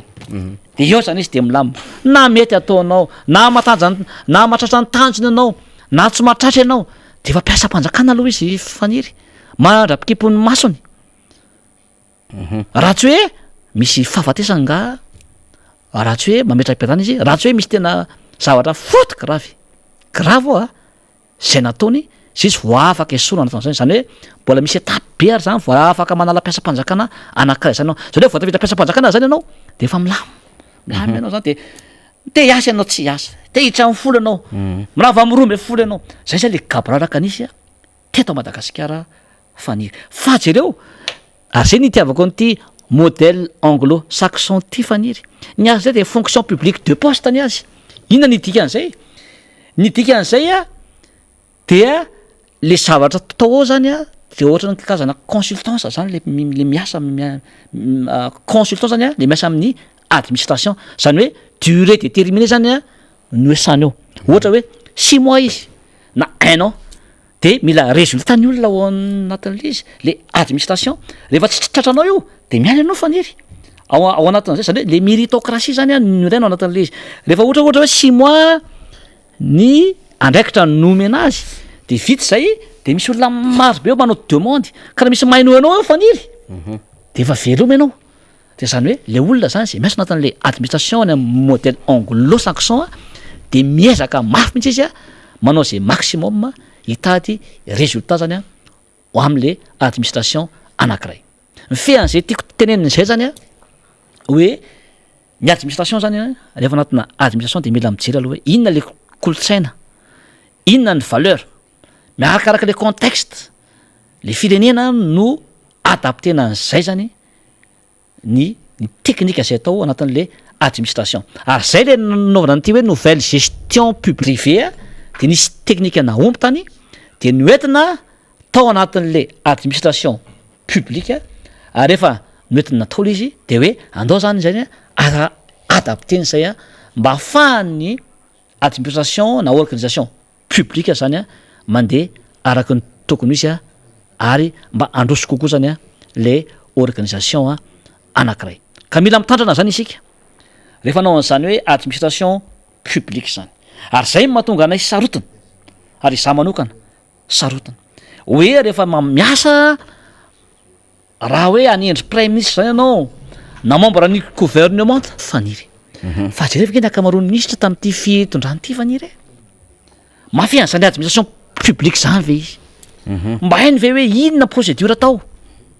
ao anatin'izay na fitantanana io araboly io na ino mba hainy fise zany sa omena sony fotsiny hoe ty soniavy de soniavina le izy tadio fa misy réalisation amina ordre économique ordre social ordre politique ary ordre juridique zay tokony fiezinao ao anatin'izany administration zany za ty efa nanao antso foana ny anivony antemera-pirenena io na inivony ainao manjery io na miseratra tahaka itony mahatonga sarotiny mihitsy hoe ny membre ny gouvernement zany de atao voly hoe inona le izy mahay miaino ary olona manana diplôma ambony ary manana fahendrena sy ny fahamarinana zay no atao an'izany tokony hoe membre ny gouvernement hitondra ny firenena zay fa jereo faniry raha mijery ny gouvernement misonga ianao faniry hoe taiza izy ny asa taloha inona ny traikefa ananany inona ny diplôma ananany tena matoa zany misy ny gaboraraka sy ny karama tsy azo petabe ohatra zao de tsy mahafeny administration ny mpitondra am'izao fotoana zao mila fieziny io mila ay io mila fatarina hoe taiza no ny andohany io inona le nouvelle gestion publique zay atao am'izao ary inona tokony fanatsarana ataotsika satria io copie-coller lavy io na amresaka fampandrosony io na amresaka administration io tsy mety io hoe manao ny any ivelany de manao copie-coller fa tokony adaptena amin'ny fisainatsika amin'ny rafitra zay misy nanaovana an'izay administration sy zay développement na fampandrosony izay ia mazava tsara zay fanazavana ny entiny député todosoa zay fa misy vaovao milatsaka ihany koa tsika am'izao fotoan'izao satria dia voasakana tahaky ny mahazatra indray zany ny filohan'ny antoko tiako Madagasikara président Marc Ravalomanana amin'iny lalam-pirenena faharoa iny zany Pasimbe am'izao fotoana zao mbola ao moa zany ny sary sy ny feo mandraikitra izany député todosoa zany dia hoentitsika eo zay rehefa aveo fa tonga dia zay ngamba ny mety amarana ny resadresaka ataon'ny député todosoa ny resadresaka tahaka zany hoe tery de tery misy le fahalalana ho amin'ny mpanohatra indrindrindra ho amin'ny président Marc Ravalomanana tena fahadiranovana misy le fitondram-panjakana am'izay déplacement ataona ancien président amina olona tompona andraikitra tahaka nireny zay manana ny tena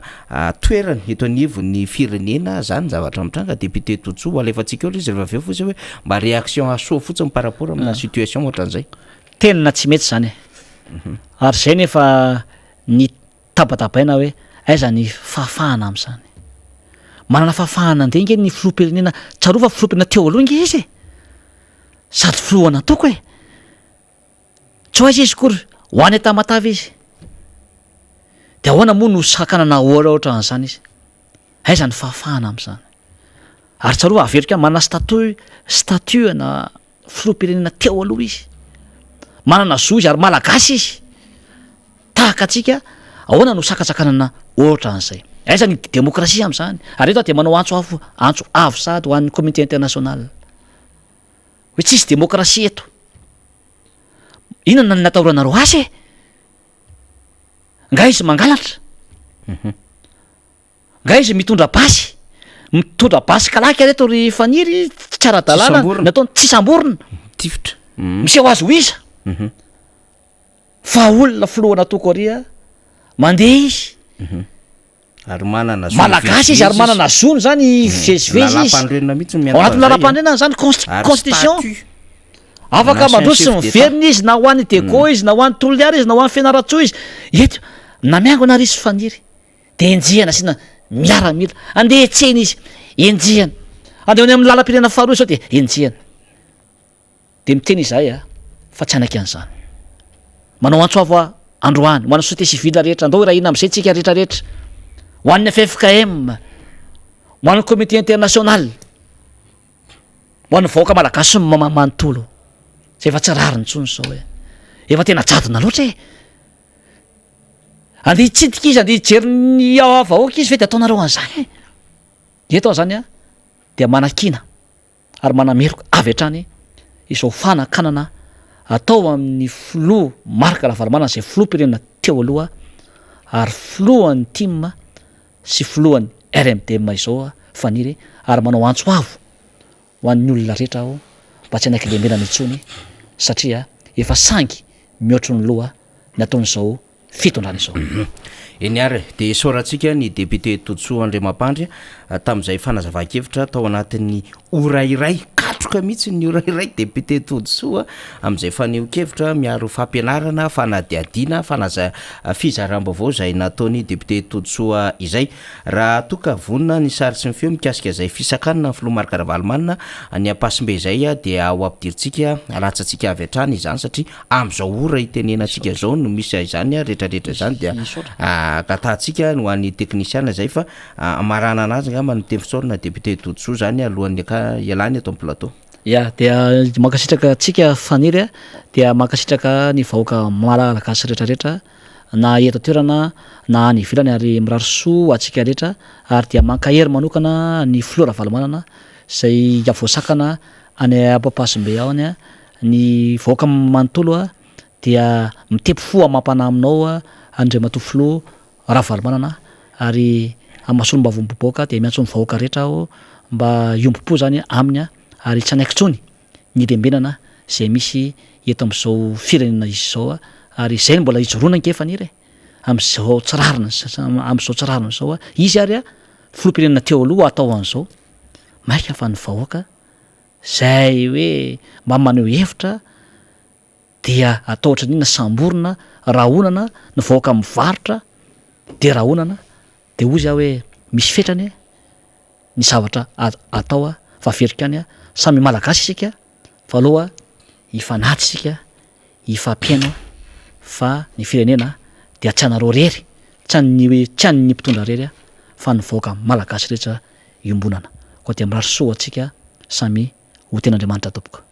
eny ary de soratsika ny député Totsoa Andriamampandry zany anatin'izay fanazava-kevitra netiny teo izay zava-dehibe de zava-dehibe tokoa zany rehetrarehetra izany ho avy amintsika eo Rina Arabe Mananjara rehefa avy eo de efa vonina ihany koa ny vahiny Rina Arabe Mananjara zay namana mpanao politika mpitarika ny Front de Libération Nationale na ny FLN de iada izany efa miomakomanao zareo andamina izay fa walatsatsika aloha zany ny hoe fanetanana ho annay fiaonambe ny pro Ravalomanana amin'ny fahaenina amin'ny volana novambra izao any Orléans natanterahana izany aiza moa zany de anaovantsika fanazava-kevitra ihany le satria betsaka ny manontany aiza le anaovana an'le izy any Orléans aiza de any La Motte Beuvron no anaovana an'le izy io zany ny anaran'ilay toerana ho anareo ho atsika zay mpikatroka mpanohana amin'ny filoha Marc Ravalomanana any Frantsana dia izay le izy no hanatanterahana azy ny ao anatin'izay moa dia ny KMMR, ny K25, ny GTT, ny TIM, ny hetsika Montpellier maromaro fa dia miomana zany ny fiaonana lehibe dia any La Motte Beuvron nanaovana azy aiza moa zany dia ao Orléans misy azy ary anisany eo anelanela ny Vergence Bourges any atsimo ary Orléans any avaratra zany tanàna lehibe io ary tonga ny lamasina tsara zany mba afahantsika zany satria misy gara zany zay tonga ny lamasina ao La Motte Beuvron raha ny fanazavana avy amina tompon'andraikitra samihafa zany ny Zoma zany de efa misy ny fandraisana Zoma ariva eo ihany koa ny sabotsy maraina hanatanterahana zany fiainana lehibe zany de misy ny toeram-pisakafoanana maimaim-pona ho an'ireo pro Ravalomanana hiatrika amin'ity fionana lehibe ity dia ny irariny rehetra fotsiny de hoe samba mitondra sac de couchage satria mahafinaritra koa le fionana misy toerana tena malalaka be afahana mipetrapetraka makaina mandromandry ary azo antoka tsara mifandripahalemana zany manomboka amin'ny rora tolakandro zany fionana zay kasain'izy ireo zany anasana ndreo pro ravalomanana any Frantsa efa nambarako teo zany ny vaovao mahakasika izay ngamany dia mbola horesahantsika miandalany eto any zany rehetrarehetra izany fa eo ampiandrasana moa zany tsika ny sary sy ny feo avy amin'ny namana mahakasika izay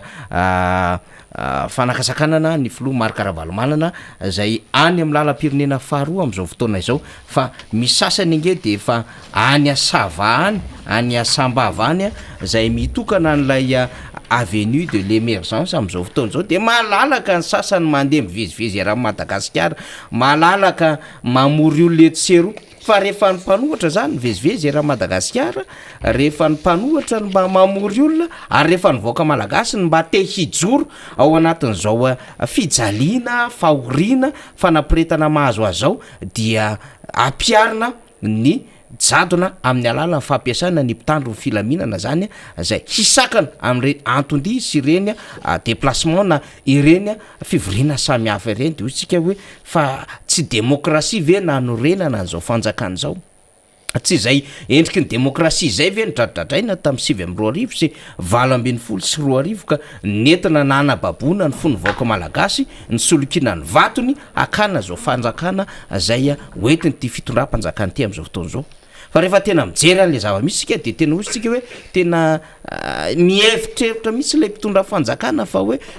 anazy le fahefana ka zay tiany ampiasaina sy anaovana azy amin'ny fotoana rehetra zay anatanterahany zany de ataon'izy ireo zazavany zany ary mamenatra lay fihetsika zay ataon'lay mpitondra fanjakana ary zany fihetsehana mamenatra ataon'ny mpitondra fanjakana zany mitondra antsika n'lay lafim-panadihadiana Rina Rabe Mananjara mialohan'ny idirany vahiny sy eo ampiandrasantsika zany amin'lay sary sy feo zay efa andrasantsika irotsaka zany mahakasika zay fanakanana ny dia ny filoha Marc Ravalomanana sy ny délégation miaraka aminy zany amin'iny lalam-pirenena faharoa fa ny zava-misy any varatra fotsiny nga matitsika resahana Rina Rabe Mananjara de hoe pavé autobloquant sy pavé amina béton armé atao hoe béton armé le izy na de fatapatatra aza le izy fa eo ihany le izy dia izay zany no iazakazana andehanana any ivelany any any Sambava any Atala any Rina Rabe Mananjara de ijery asa mbola vo manomboka mbola tsy vaky sasaka ozy ny fitenenana any amin'ny faritra varatra any de ijery an'izay le fitondram-panjakana de hozy tsika hoe de metsika maherezy izy raha ohatra ka izay ny everiny fa kitikitihana ny fony vahoaka ny Sava reo efa tonga saindreo satria fantatr'ireo vahoaka ny Sava tsara mihitsy ny zavatra nitranga tany amin'ny taona 20 sy 2 tany zany nentina nresahana nandritra ny fampelezan-kevitra hoe zao ny zavatra ho atao anareo ho ampitomboana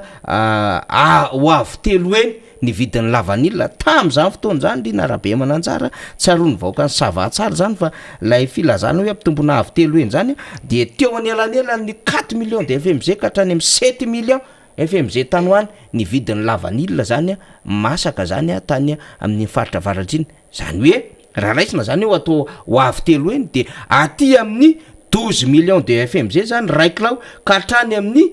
20 millions de FMZ tanoany nieritreretra no raiklao le lavany kinanjo inona zava-misy am'izao fotoana zao am'izao tsika am'resaka zao satria manomboka mitsofoka koa misokatra le campagne ny exportation ny lavan'io am'izao fotoana izao dia zarazara raha mahita 1 million de FMZ ny kilao any lavanila masaka lay hitatsika lay fatatsika hoe 7 millions izy teo aloha zany no zava-misy raha ny anivelany any misy aza any amin'ny 500 000 francs any faritra varatra ny zany fantatry ny vahoaka any zany ary fiaina ny vahoaka ny Sambava sy Antalahatra ny Maroantsetra Mananara mitomakany Andapa Vohimara zany resaka lavanily zany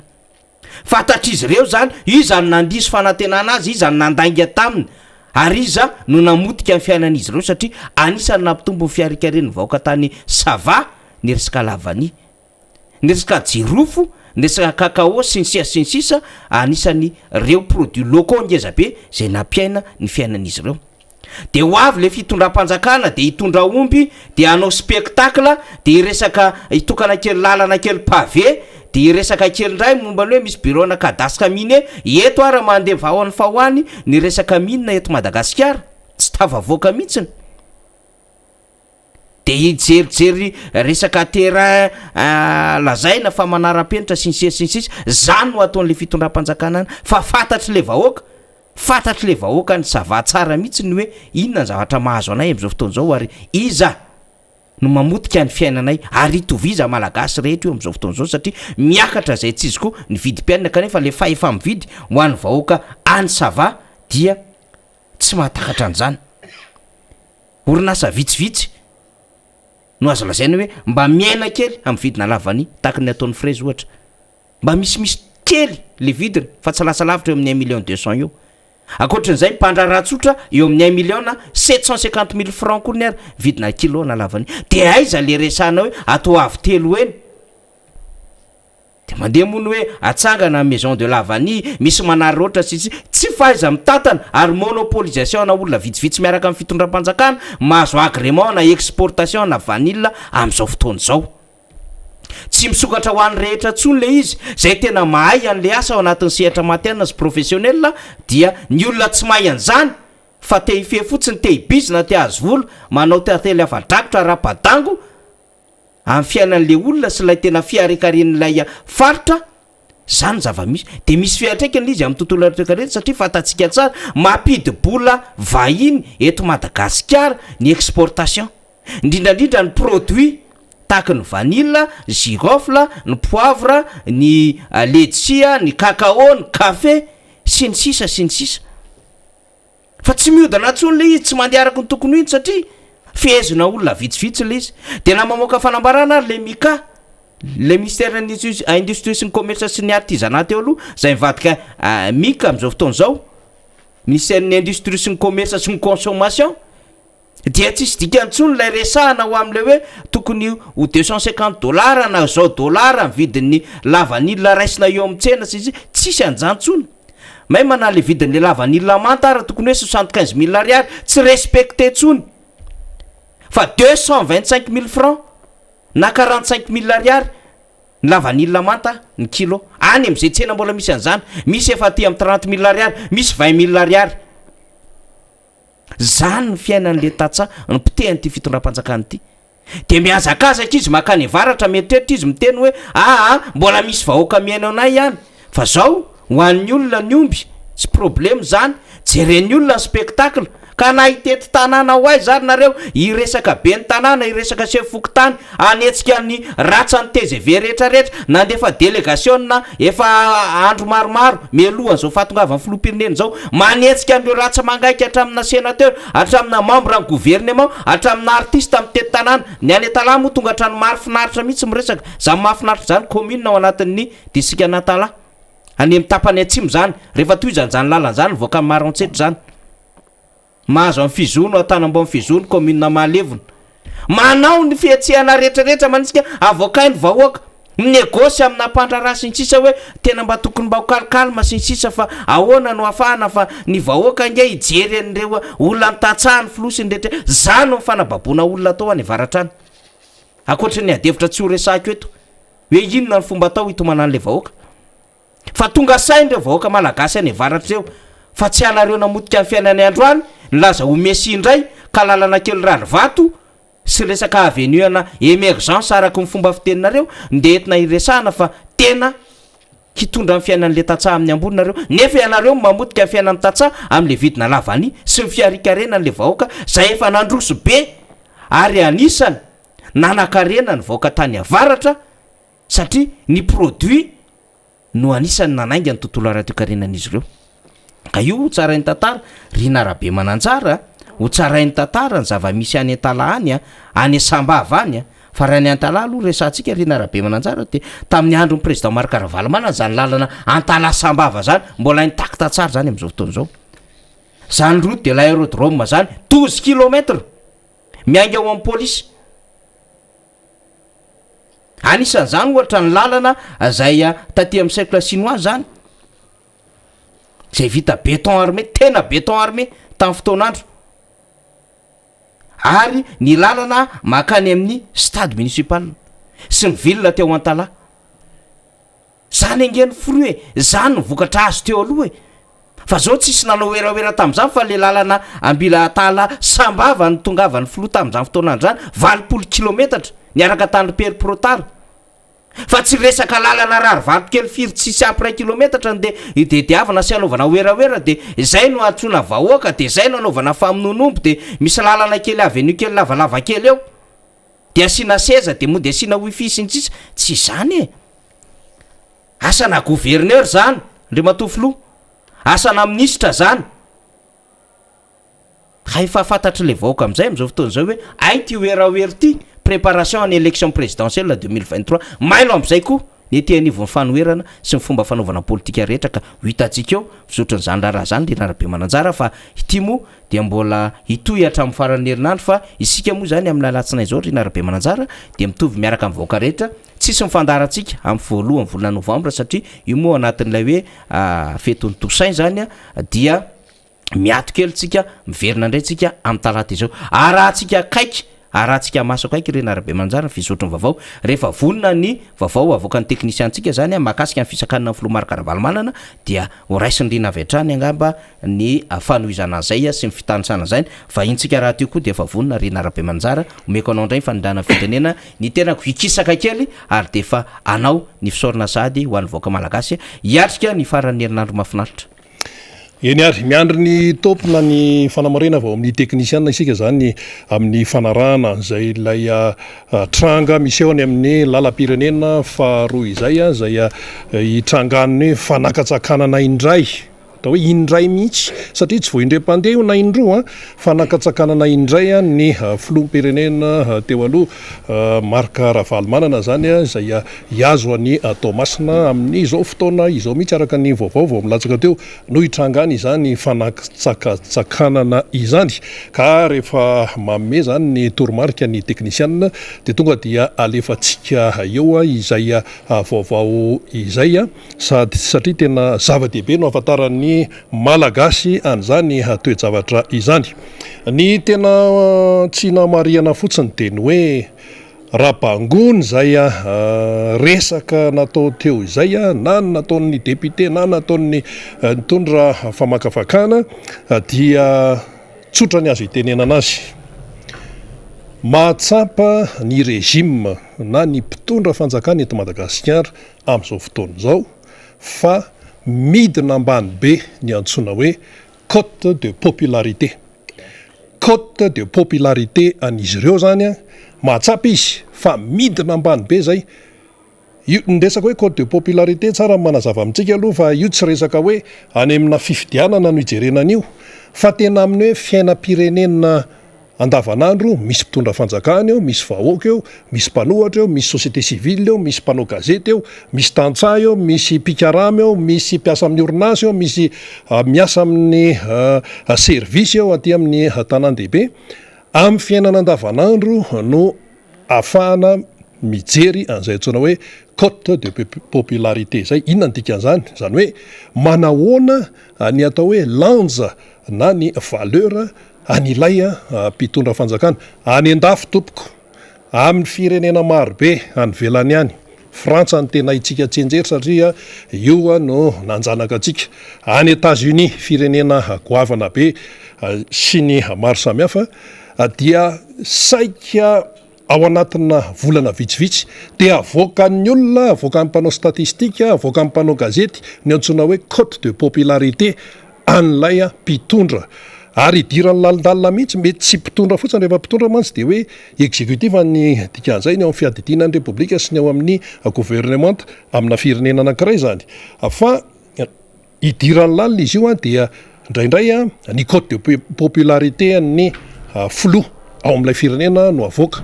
ny cote de popularité ny prime ministre no avoaka arakaraka izay amoany eo zany fa io zany tsy de maritrela mihitsy fa ohatra hoe afaka ny telo volana de avoakan'ny olona le izy, afaka ny dimy volana de misy taremarika mivoaka hatrany hatrany. Eto Madagasikara nga misy an'izany,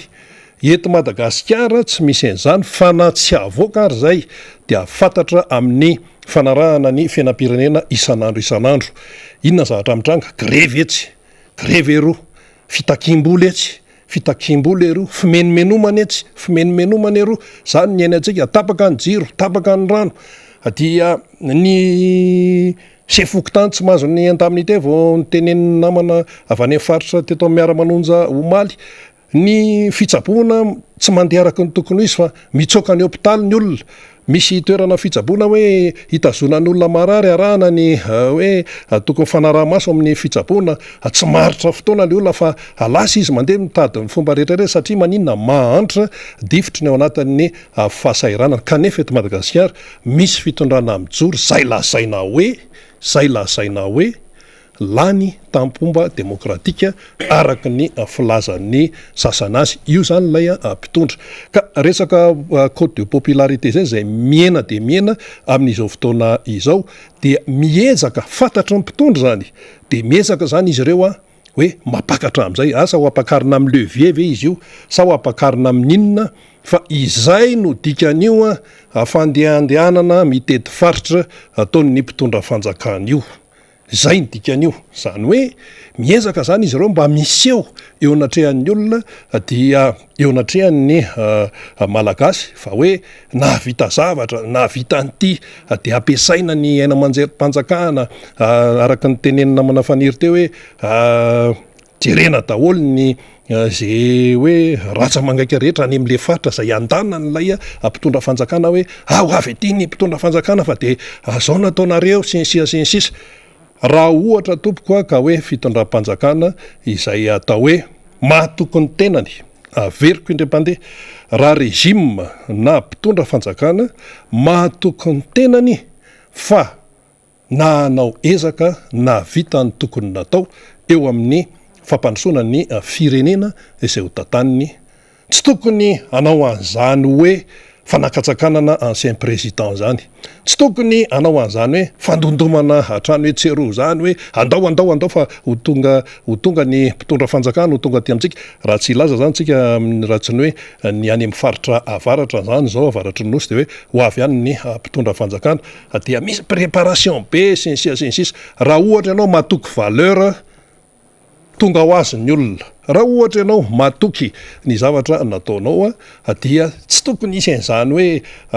mihetsika mialoha isan-karazana zany mialoha ny mpitondra fanjakana, atongava mpitondra fanjakana. Raha toa ianao matoky valeur, matoky ny vahoaka malagasy, raha toa ianao ka manaja ny lalam-panorenana araka ny nambara tany amin'ny fanaovana fianianana hoe ajaiko toy ny anakandriamaso ny lalam-panorenana, de tsy misy akory zany hoe fanakatsakanana filoham-pirenena teo aloha eny amin'ny lalana izany, satria olom-pirenena toy ny olom-pirenena izy ary tsy vita an'izay fa manana ny statut izy, manana ny statut amin'ny ancien président ary lazainy ny lalam-panorenana izany. De isako mihetsika mandeha nakany talata ny volon'ondry de io ndray mandeha makany Toamasina de io ndray, dia io ne hitan'ny vahoaka malagasy hitan'izao tontolo zao ny toejavatra miseho eto. Efa ho ary lay fitondrana zany lay atranga tany amin'ny lalam-pirenena faharoa izay nanakatsakanana indray. Izao lalana miazo ny faritany ny Toamasina, isy moa ny fanatanterana ny redynamisation ho an'ny antoko ty Madagasikara ao amin'ity renivohitry ny Betsimisaraka ity, ny farany herinandro izao miara-dalana aminay ny filoha Marc Ravalomanana amonjy izay fotoan-dehibe izay ho an'ny antoko izay tariny teto amin'ny komina Ampasime anefa de nitranga indray ny Ramatahora sy ny Sakasakana natao amin'ny filoha Marc Ravalomanana nosakana ny mpitandro filaminana avy amin'ny gendarmerie firenena ny fiara izay nitondra azy. Ao anatin'ny fanadihadihana no nafantarana fa ilaina ny mahafantatra ireo délégation izay miaraka amin'ny filoha Marc Ravalomanana, fanazavana izay tsikatra fa somary fialana bala ihany raha ny zavatra tsikatra tamin'izay fanakanana izay. Tao ary aloha arahatika ny fanazavana izay hoentin'ireo mpitandro filaminana mahakasika izay. baiko ny lehibe any zany de hoe identifiena le miaraka aminareo tsy misy akoatran'izao.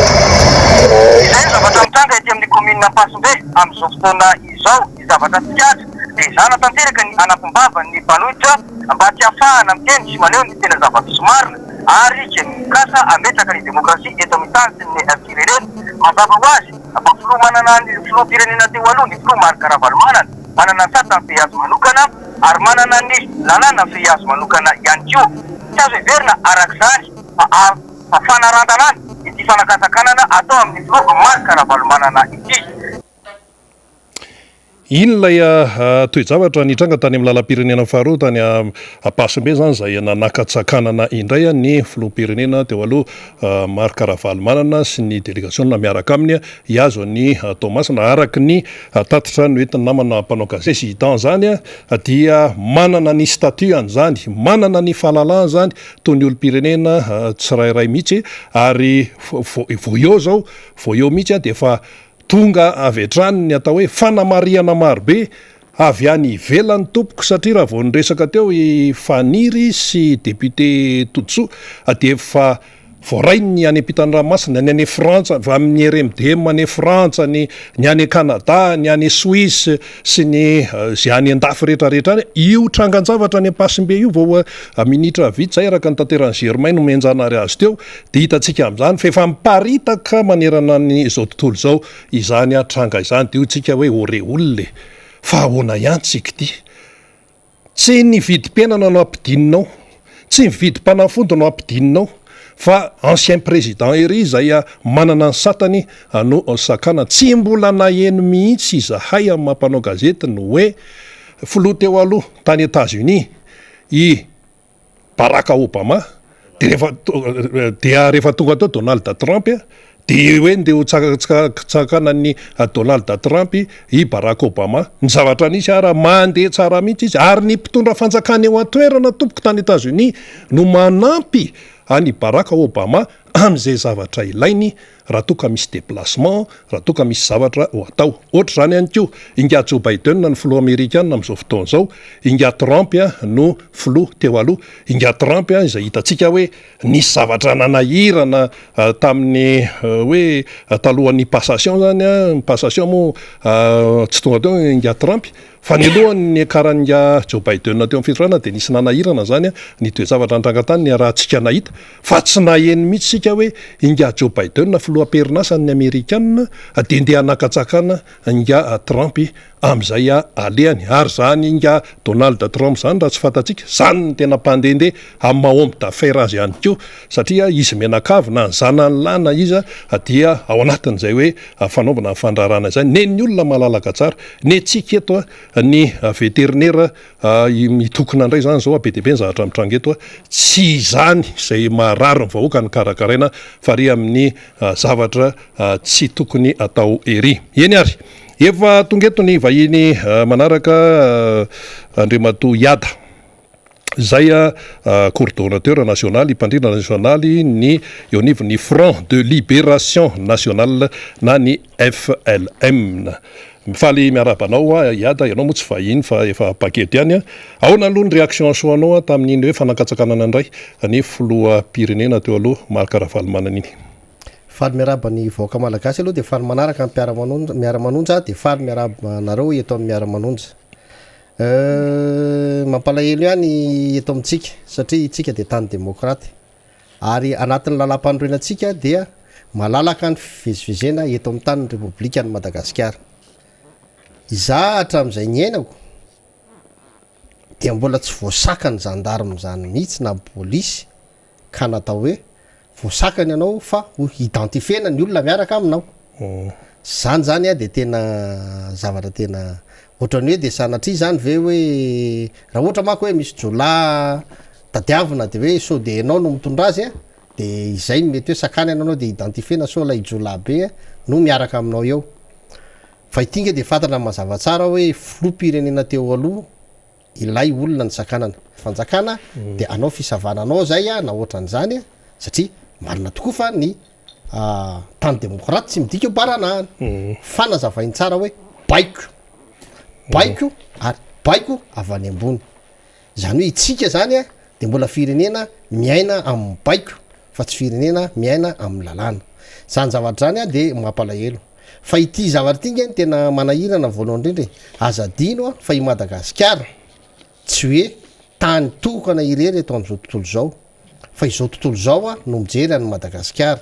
mijery ny fampiaran'ny Madagasikara raha mizotra marina amin'ny atao hoe demokrasia ny fiainana eto zany ka nyteo zavatra ohatrany reny de anisan'ny zavatra manelingelina be satria rehefa tsy demokrasia ohatry reny zany lay firenena de lasa hoe dictature zany zay zany le anina satria de manatanteraka baiko zany hoe zay baiko ny any ambony any any tanterana zay moa zany le atao hoe dictature zany lasa miaina am'zany tsika zany zavatra zany zany de zavatra manahirana be le izy ary le izy tsy hoe zavatra hoe afempenina fa zavatra atao ampabe maso ankariary ary io moa zany de fanontanian'olona foana matetika hoe fa de ny fitondrana Andriamatoa Filoha Iandry Rajoelina ve tsy mahita mihitsy afa-tsy nitavana Andriamatoa Ravalomanana marika eto amin'ity fitondrana ny tany sy ny fanjakana ty de taloha moa zany ny mpamakafaka de misy milaza hoe de izy nge de efa tsy mijery zay lanan'andro sony mihitsy fa de jereny amin'ny rétroviseur foana Andriamatoa Ravalomanana de Ravalomanana ao arina am'le 4L foana no hitany zany ray ankehitriny de efa miteny mihitsy hoe antsy zay tsony le izy satria ilay TGV entin'Andriamatoa Iandry Rajoelina tsy misy rétroviseur fa ny zava-misy de zao ilay 4L no entin'ny Ravalomanana no lasa any alohany de mijery makany aloha ihany Andriamatoa Iandry Rajoelina fa efa marika Ravalomanana ao anatin'le 4L lasa eo alohany zany zao sisa no hitany ary raha efa tena nieritseritsy ny andeha mafy lay TGV de napiditra vitesy marsa rera ndray koa ny tafiditra ne hitany Iandry Rajoelina mialavitra ndray zany lay elanelana misy amin'ny seo marika Ravalomanana satria marsa rera ny tafiditra tam'le TGV de le TGV miembotra ilay 4L na atao tsy mandeha mafy ary mandroso any fa le TGV miembotra mafy be mihitsy ary de zay no mahatonga ny firenentsika miembotra ankehitriny ka raha zavatra ohatran'izany foana ny iainany eto de za de miteny hoe tokony zany tokony mba efa ajanona mihitsy ny aloha ilay fifanenjehana ilay fifankahalana ary azadino fa ianao Andriamatoa Iandry Rajoelina mitondra firenena ianao no filoham-pirenena eo tsy tokony andany andro amina zavatra maivana kely ohatr' zany ny raha manana olana amin'ny Andriamatoa marika Ravalomanana ianao raha misy zavatra tsy mety ataony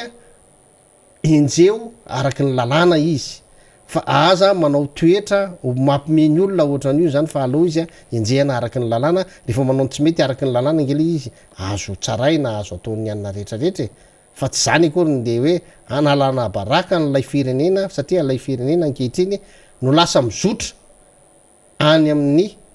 lavitra be ny fiainana demokraty zany satria lasa de tena mifanenjika be misy ndray ny fanakatsakanana fivezivezena zany le sary aseho an'le izy ka amiko tokony alana zany zany toetra zany tokony avela malalaka ny olona andeha araky ny tokony ho izy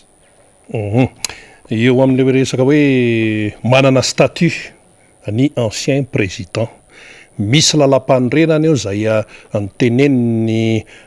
mpitondra tamin'ny izy nanao fianianana hoe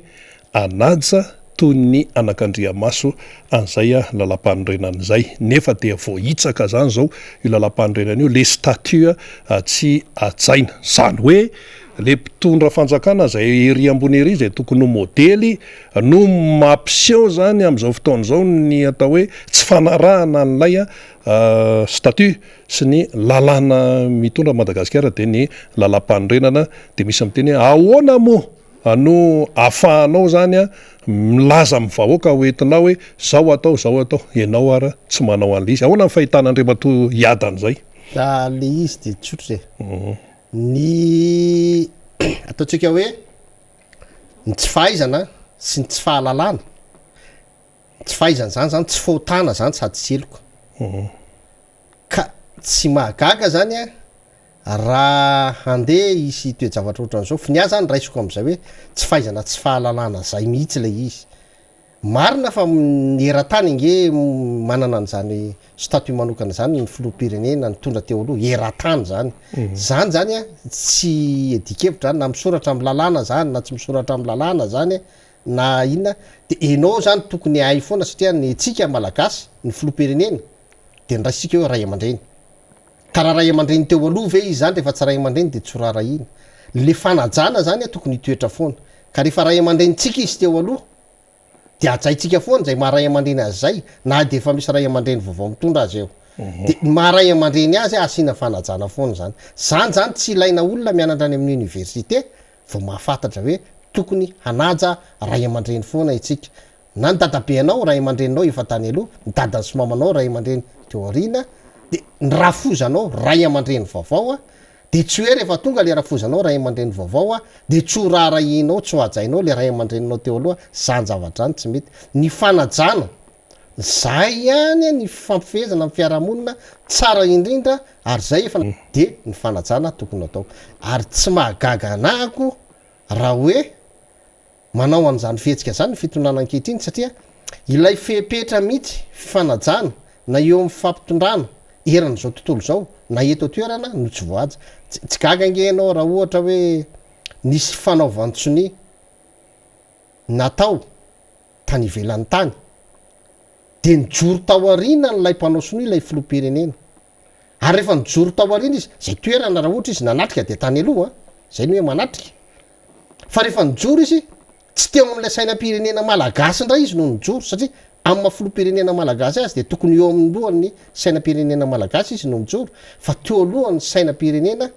sainan'ny union européanna ndray izy no mijoro zay tsy fanao mahitsiny zany satria tsy autorité an'lay union européanna ianao fa tokony aty amin'ny sainanao ihany ianao no mijoro fahalalana era-tany zany fanajana era-tany zany eo amin'ny toerana tokony misy anao ihany ianao no mijoro ary ianao tsy tokony ho avy amina toerana anankiray a rehefa tsy voasa rehefa tsy nisy tokana toerana manokana natokana anao de manaonao foana ohatr' zany foana tsika manaonao foanao raha mbola io fitondrana io zany neo satria tena efa fankahalana le izy fa tsy fa fiarana lalàna tsony ary de averiko a baiko ny en'lay gendarme teo a baiko ny azy a zany foana no mahazo ny sady ohatra mijerijery telefona izy isan'ny hita teo na mampalahelo reny a mafy ngeny mahazo an'iny gendarme iny mampiatra an'iny baiko iny satria baiko fatany fa tsy araky ny lalàna satria gendarme ho an'ny lalàna ho an'ny firenena fatany fa tsy mifanaraka amy lalàna le izy a fa de tsy maintsy zay le hoe mena ambany lehibeny na de mahamenatra ara ny fisehoan-javatra zao nge efa mahanina be ny teknôlôjia tokony mba kalikalma ihany rehefa manao zavatra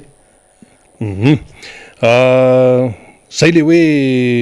akoatra ny lalam-panorenana dia malagasy atsika zava-dehibe ny fanajana ray aman-dreny ny eto amintsika zany zana ihany no ancien président fa eo zao a ny président Rajaonary Mampianina ancien président izy mendrika atsaina koa izy ray aman-dreny zany nisy ihany ko tany aloha tany ny président professeur Zafy Albert ray aman-dreny zany mendrika atsaina ny président amiral Didier Ratsiraka ray aman-dreny zany amin'ny ancien président azy a raisina am'le teny hoe ray aman-dreny ka ao anatin'izay le hoe ray aman-dreny zay amin'ny fomba fisainana malagasy fotsiny amin'ny mahamalagasy atsika ny toeran'ny ray aman-dreny tompoko dia manana ny tena maizy azy neny ny vazaha rehefa ray aman-dreny de alefa ny any amin'ny hospice za tsy miteny hoe tsy mety daholo zay hoe fandefasana any amin'ny hospice zay fa mety misy antony manokana ihany ko io arakaraka ny fianakaviana io fa lay foto-kevitra no tiana ho tenenina ny ray aman-dreny tompoko de manana ny toerany lehibe amin'ny fiainatsika malagasy ary io iavahantsika amin'ny firenena any velany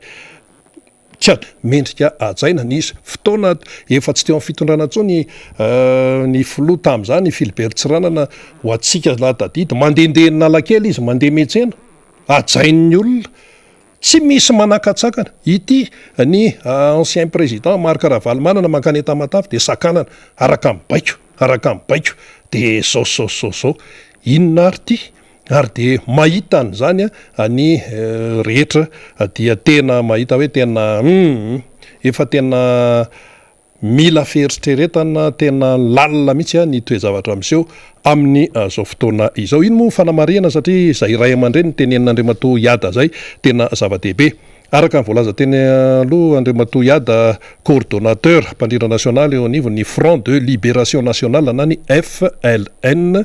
maro miteny hoe manao diversion fitondrana. Ahoana ny fahitanao an'izay? Ya, asiko teny farany aloha le teo hoe ny filoham-pirenena rehetrarehetra na tsy filoham-pirenena ary izy fa isika malagasy rehetrarehetra dia tokony hifanaja zany. Zay zany aloha ary ny fanajana dia mitomboka amin'ny fanajana ny tena zany. Averiko foana ty teniko ty. Raha ohatra ohatra tsika isanao zao, tsika isanao tsy mifankaty. Tsy mpifankaty mihitsy tsika isanao. Fa zao tsika isanao afaka mifanaja. Afaka mifanaja foana tsika na tsy mpifankaty arany. Fa manamafy ny fifankatiavana ny fanajana. Fa na mifankaty takin'inona ary lay olona ka tsy mifanaja mpivady ange dia zany mahatonga an'ireny dia mifampitory mifampisaraka mihitsy ny farany. Le fanajana zany tokony hapetraka tsara zany aloha eo amin'ny fiarahamonina. Faharoa, tsika raha ohatra tena te handroso dia ny filoham-pirenena sy mpitondra teo aloha dia tokony tsy anakorotana ny fiainany amin'ny fitanisana ny fitondrana teo aloha. Satria mitondra no anjarany amin'ny fotoana io dia tokony zay ahasoa ny firenena amin'ny fotoana hitondrana io no hitondrana ny firenena. Na inona tsy nentina ataon'ny tany aloha rehetrarehetra tany ianao rehefa nandray fahefanao dia nyraisinao araky ny endriny sy ny toetrany misy eo ilay fitondrana. Araky ny fahantrano'ilay vahoaka ao no andrasanao an'ilay fitondrana. Ary miainga amin'io anao no anatsara an'io no ataonao sy andrindra ny fiarahamonina io. Ka izay aloha atao. Fa rehefa vitanao ny anao anjarany vahoaka no mitsaranao hoe mety ny nataonao na tsy mety ny nataonao miohatra tamin'ny teo aloha. Fa tsy ianao nde hiteny hoe ny anay mety ny ataonay miohatra amin'ny teo aloha. Tsy anjaranao zany zay. Zay zany fandehany. Ary za dia miteny anina hoe manazava hoe misy diversion foana eto amin'ny firenena. Io zany tsy mahagaga. Rehefa nanolotra ny gouvernement ankehitriny ny filoham-pirenena dia nilaza fa gouvernement d'action no iseho. Zany hoe ny dikan'izany dia isy action kely be dia be iseho zany. Inona zao le action? Izao zany ny zava-nisy raha tsara jerena amin'ny fiainam-bahoaka isanandro. Zava-nisy zany zao dia teo ny zavatra nafana mihitsy zany hoe ny prime ministre dia namaly akitsirany ny volan'ireo olona manambola na orinasa manambola amin'ny fanjakana rehetrarehetra. Hoe tsy le grevonareo mihitsy ary ndeha andoavana an'io. Zay grevy dia hitantsika fa faratampo ny fitakiana zany. Na zavatra tsy tokony ho takiana ary nitakian'ilay olona dia nandeha any amin'ny faratampo ny fitakiana izy dia amin'ny alalany grevy fa nampahafantaran'ilay prime ministre zany fa na io fitakiana io koa mbola tsy azahoanareo an'io vola io. Zany hoe dikitin tenena zany dia efa hoe afoezy hoe. Zay zany le analyse. Fa zao rehefa nandeha zany ny tsikera maro tamin'io ary hita fa tsy nirona tany amin'ny tombotsoan'ny fanjakana amin'ny famaliana volan'olona ilay fitsikerana dia ny volena zany. Zay zany le action vaovao indray volena navadika ary amin'ny fahefanam-panao lalàna indray ny mason'ny olona.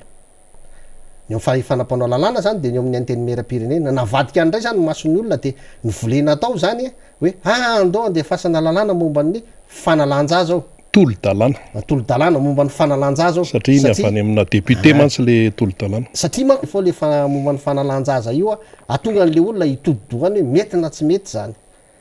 Avy eo ohatrany tsy dia tena ampy le izy dia nampihana indray koa ilay tolo-dalàna anankiray faharoa fanampiny dia hoe momba ny fandovana. Kanja ny volan'ny olona ataon'ilay prime ministre. Izany zavatra zany no zavatra amin'izao. Fantaro tsara fa raha misy tena antony lehibe mampikorotana ny firenena ankehitriny dia ny tsy fahavitan'ny mpanatanteraka ny asany eny fa na dia ny asa fanao ny andavanandro azy tsy vitany. Faharoa dia ny fahefana mpitsarana izay tena mampimenimenina ny olona ny fisotro ny fitsarana sy ny didi-pitsarana rehetrarehetra. Dia ireo anakiroa ireo zany inina hotakomana amin'izay familiana ny ady hevitra makany amin'ny fahefana mpanao lalàna azy zay. Ka ireo zavatra ireo zany dia hitantsika fa tena familiviliana ny saim-bahoaka fotsiny ireo resaka momban'ny fanalanjaza sy ny resaka momban'ny fandovanareo angamba nomeko valy teny foy fotsiny le izy hoe tena fody foy hoe tena tsotra kely le izy hoe tsy tena tokony anakona nylay fiainam-pirenena le izy ny fanalanjaza de efa toetra de efa fantatry ny olona rehetrarehetra zany fa hoe fanalanjaza famonoana zaza zany tsy azo ekena zany raha misy antony tiana andiniana an'zany de aleo tsy am'izao fotoana ny ameana zao aleo tsy am'izao fotoana ny fikoritana ny firenena zao misy fotoana afahantsika malalaka sy fotoana lava handiniana an'zany 365 jours ny heritaona tokony hodinian'ireo nanao an'le tolo-dalàna tsara aloha lay hevitra zay voalefa eo amiko zany tsy tokony hodiniana akory io fa tokony averina hodiniana any am'izay olona nanolotra azy satria tokony ivory tsara sy resaka tsara am'ireo fiarahamonim-pirenena tokony anaovana dialogue national izany zavatra zany zay ny faro ny resaka momba ny fandovana ny fiakarany vehivavy ny vady eo am'ilay antanatohatra fahatelo dia tsy mety tsotra be ny valiny satria ilay mpivady zany rehefa tsy miteraka no misy olana io rehefa tsy miteraka izy tsy manataranaka de raha maty zany ny anankiray de lasa nylay faharoa 100 apo aminy 100 ilay fananana rehetrarehetra fa ilay anankiray maty voalohany tsy mahazo na de tamingam-panjaitsaray arany lay fianakaviany praitako aminy azoko tsara ny olona ny vehivavy ny tena marina amin'io fa ile député moa zany ohatrany hoe manaritsarany amitovina vehivavy na lehilahy azoko tsara le izy za tena miteny hoe marina le izy fa ny tokony ho atao de hoe ary amy lalàna mifeny fanambadiana no tokony ho asiana resaka asiana fanovana de hoe rehefa maty ilay vady ka tsy niteraka ary zareo de mananjofeno aloha ilelova zay fotsiny any de tokony iravina zany iny olana iny fa ny tena marina ilay familiana an'le resaka am'izay de ato am'lay prime ministre lay prime ministre zany de tena mahagaga ana roa taona sy tapany ianao farafaki ny amin'ny fitondranao miaraka tamin'ny Andriamato Rajoelina zany no mitondra fa de mahagaga ana rangady tsy hainareo no manisa ny mpiasa-panjakana roa taona sy tapany tsy hoe le isan'le mpiasa tany aloha zany fa nandritra ny fitondranareo tsy hainareo no manisa mpiasa-panjakana de manjary miteny ianareo misy fantôme lasa ilay olona zay manisa ny mpiasa-panjakana manisa fantôme io reo mpiasa-panjakana manisa fantôme reo ny tokony asoronareo amin'ny toerany voalohany indrindra satria tsy hainy zany no manisa ny mpiasa-panjakana fa hainy fotsiny manisa hoe dika fahalemen'ny fitondrana zany matoa misy ny fantôme tsy mahay manisy tsy am'izao mbola tsy fantatra foana hoe tena hoe iza ny tena izy de ilay mpiasa-panjakana tsy fantôme omena vola ianao nge rehefa mandeha volona mpiasa-panjakana azonao atao hoe tsy maintsy présent eo izy mandray an'le izy aloha raha izay ny olana fa omeo azy ny vidi katsemboany zany tena zavatra lasa me mitombo lay problema satria ny olona efa tokony andray karama ndray zany tsy mandray karama very asa tamin'ny fiatsika nataonareo tamin'ny fandraisanareo ny fanapaha-kevitra tsy ny asa nanomboka tamin'ny marsa 2020 confinement sy ny karazan'ireny ka hatramin'ny mandraky tiny androany be de be ny olona very asa fanaray am'ireny eny tsisy tafaverinareo tamin'ny asany be de be ny olona mbola miasa misy à l'heure hatram'izao fa ireny mbola tsy tafaverinareo araka ny tokony izy ary talohan'ny atongavanareo tao amin'ny fitondrana nefa misy maro ny olona tsy anasa maro ireo mpianatra mivoaka avy eny amin'ny fianarana asa no efa tokony hiasa zany rehetrarehetra zany tsisy voarindranareo amin'ny politika anareo na ray arany de avy eo lay olona efa mitsemboka efa ny fofotra efa ny velivy indray no tsy omenareo indray ny vidi katsemoany tena zava-doza be zany ary za miteny anao Andriamato prime ministre rehefa tsy mahay manisa manao ny asany andavanandro lay olona tokony anisan'ny mpiasa-panjakana asory amin'ny asany fa aza lay mpiasa zay isaina no tsy omenao ampijalianao tsy omenao ny karamany faro nyreo olona nanao an'le asa-panjakana lazainareo fa hoe lay asa-panjakana hoe tsy vita ara-dalàna lay asa sy ny karazana za de miteny anao fa tokony document am'ireny de misy an'lay atao hoe cahier de charge voalaza ao anatin'ny cahier de charge rehetra io ny fepetra rehetrarehetra arahana na zany amin'ny fanatanterahana ny asa na zany amin'ny fampizorana ny asa na zany amin'ny famondoavana ny vola mahakasika n'lay asa ny dikan'zany par mois ny asa zany hoe rehefa vitany asa vitan'lay olona isam-bolana de jerena isam-bolana hoe reto ny asa vitany ahafahana mamea an'lay avancement ny am'lay akontiny zany ka raha ohatra any am'zany misy tsy mety tokony lay olona napetraky ny fanjakana anara-maso ilay asa raha nanao tsikombakomba na rareo risirosy tam'lay olona ny arananao ny asa izy tany de efa nasorona tamin'ny asany izy fa izany asa zany efa tonga any am' réception andalo ny attachement rehetrarehetra zany hoe le olona rehetrarehetra zany miasa ao zany de mpanao kolokolo sy mpanao tsy anjariny daholy maninona tsy asorona daholy ary rehefa izay asory rehefa asorona ane izy eo am'lay asany de fantatra fa izay tokoa le tsy fetezany fa le izy za tsy mihino hoe tsisy vola ao izay vahoaka malagasy manambola amin'ny alalan'ny etra ary ny fitondrana tsy ny fitondrana ny manambola fa ny vahoaka malagasy manambola zay tatany ny fitondrana tantana fotsiny ary zay vaoaka raha ohatra ka misy an'zany olana zany melanareo rehefa tsy mahay manara-maso rehefa tsy vitanareo le asa andavanao tondra voly data tsy omenareo le izy tena miteraka korotana be tao amin'ny firenena le izy raha mise aleo omena le volan'olona de amin'ny manaraky nareo manarina ataovy tsara ny ao arina azany volan'olona ny tsy omena fa matonareo nanao an'zany hoe réception zany de ara-dalàna ny asan'lay olona mareto le parame de le nalaina nanao vonjy aina tamin'ny covid reny de reny de azaza moa de tena mampalailo hoe mety tena zany mety iantsotody reny olony reny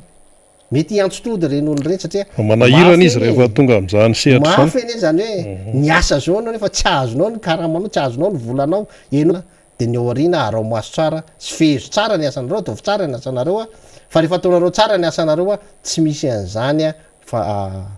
fonctionnaire fantôme zany eo tsisy an'zany asa tsy vita zany nefa ny nanaovana réception tsisy an'zany eo satria nareo nge olona ny asa tsara nandritra nyrotoana sy tapan'zany zany nareo miasa botsy fotsiny nareo zany raha milaza nareo anketiny fa misy an'zany zavatra zany eny ary efa mandeha de mandeha fotoanantsika enina meko minitra vitsy ary anao amin'ny tinanao sy afatra ho an'ny mpiaino sy ny mpijery atsika ny afatra ho an'ny mpiaino de tsotra foana ny ana aza manantena nareo vola efa manao cotisation am'resaka fandoava-ketra rehetrarehetra midikan'zany volantsika itatan'io itsika miasa zany no afaka manambola mame vola esan'ny fanjakana zao tsetsatsetsatry aritra ny ako ary de tena miteny anao mihitsy andre mato ministry ny énergie ianao de ny karamainy ny fanjakana ny vahoaka malagasy ho ministra fa tsy ho manœuvre anao ouvrier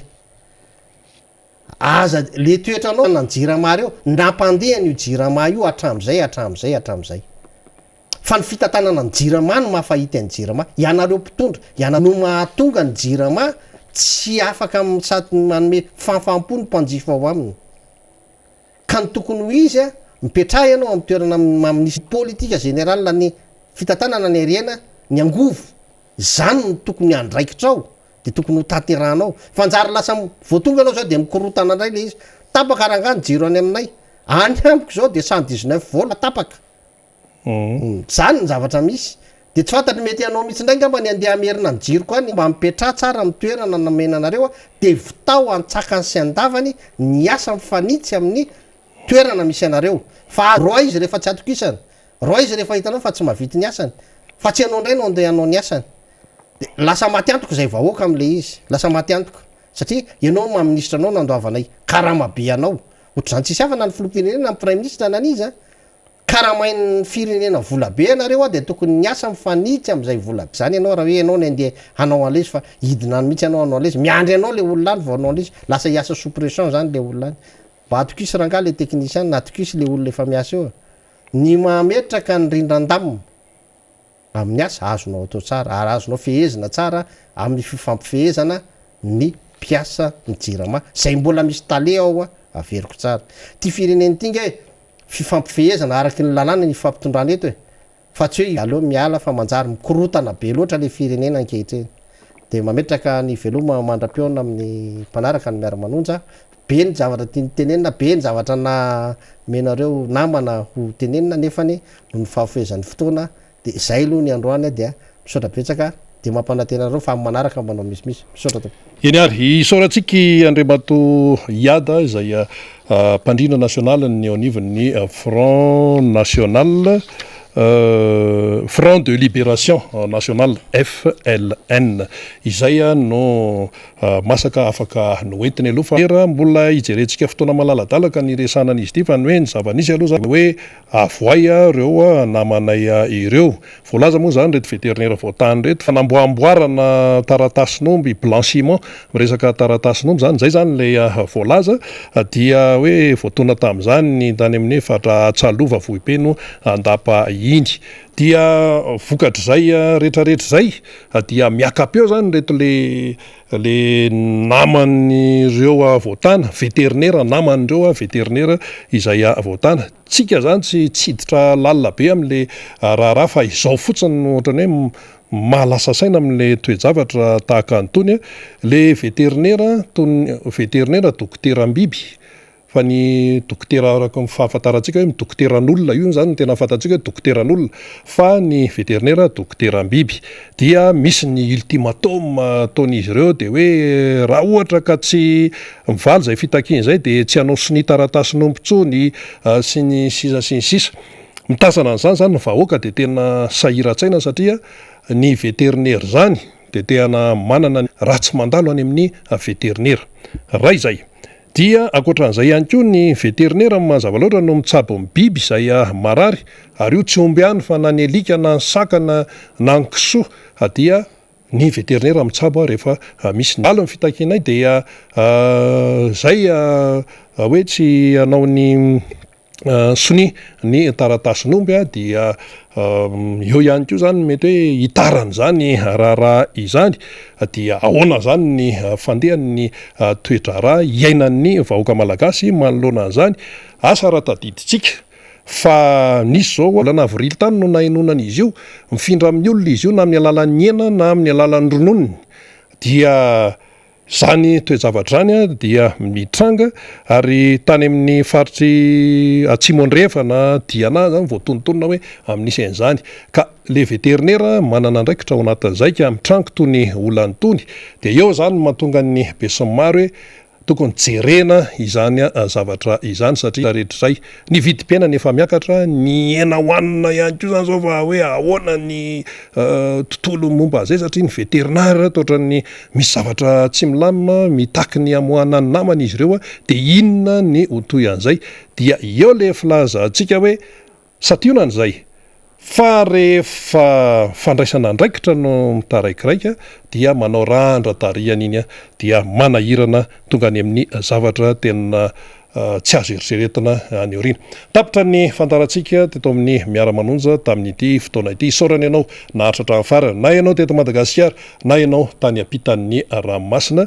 dia irina trany ny hitahin'Andriamanitra atsika mianakavy zoma ny anio zoma farany herinandro sady zoma fara volana mandeha be le fotoana amin'ny herinandro de efa 1er novembre amin'ny latsinainy tsy misy Miara Manonja fa andro tsy fiasana moa zany ny 1er novembre fa de amin'ny talata indray isika miona tamin'ity fotoana ity veloma tompoko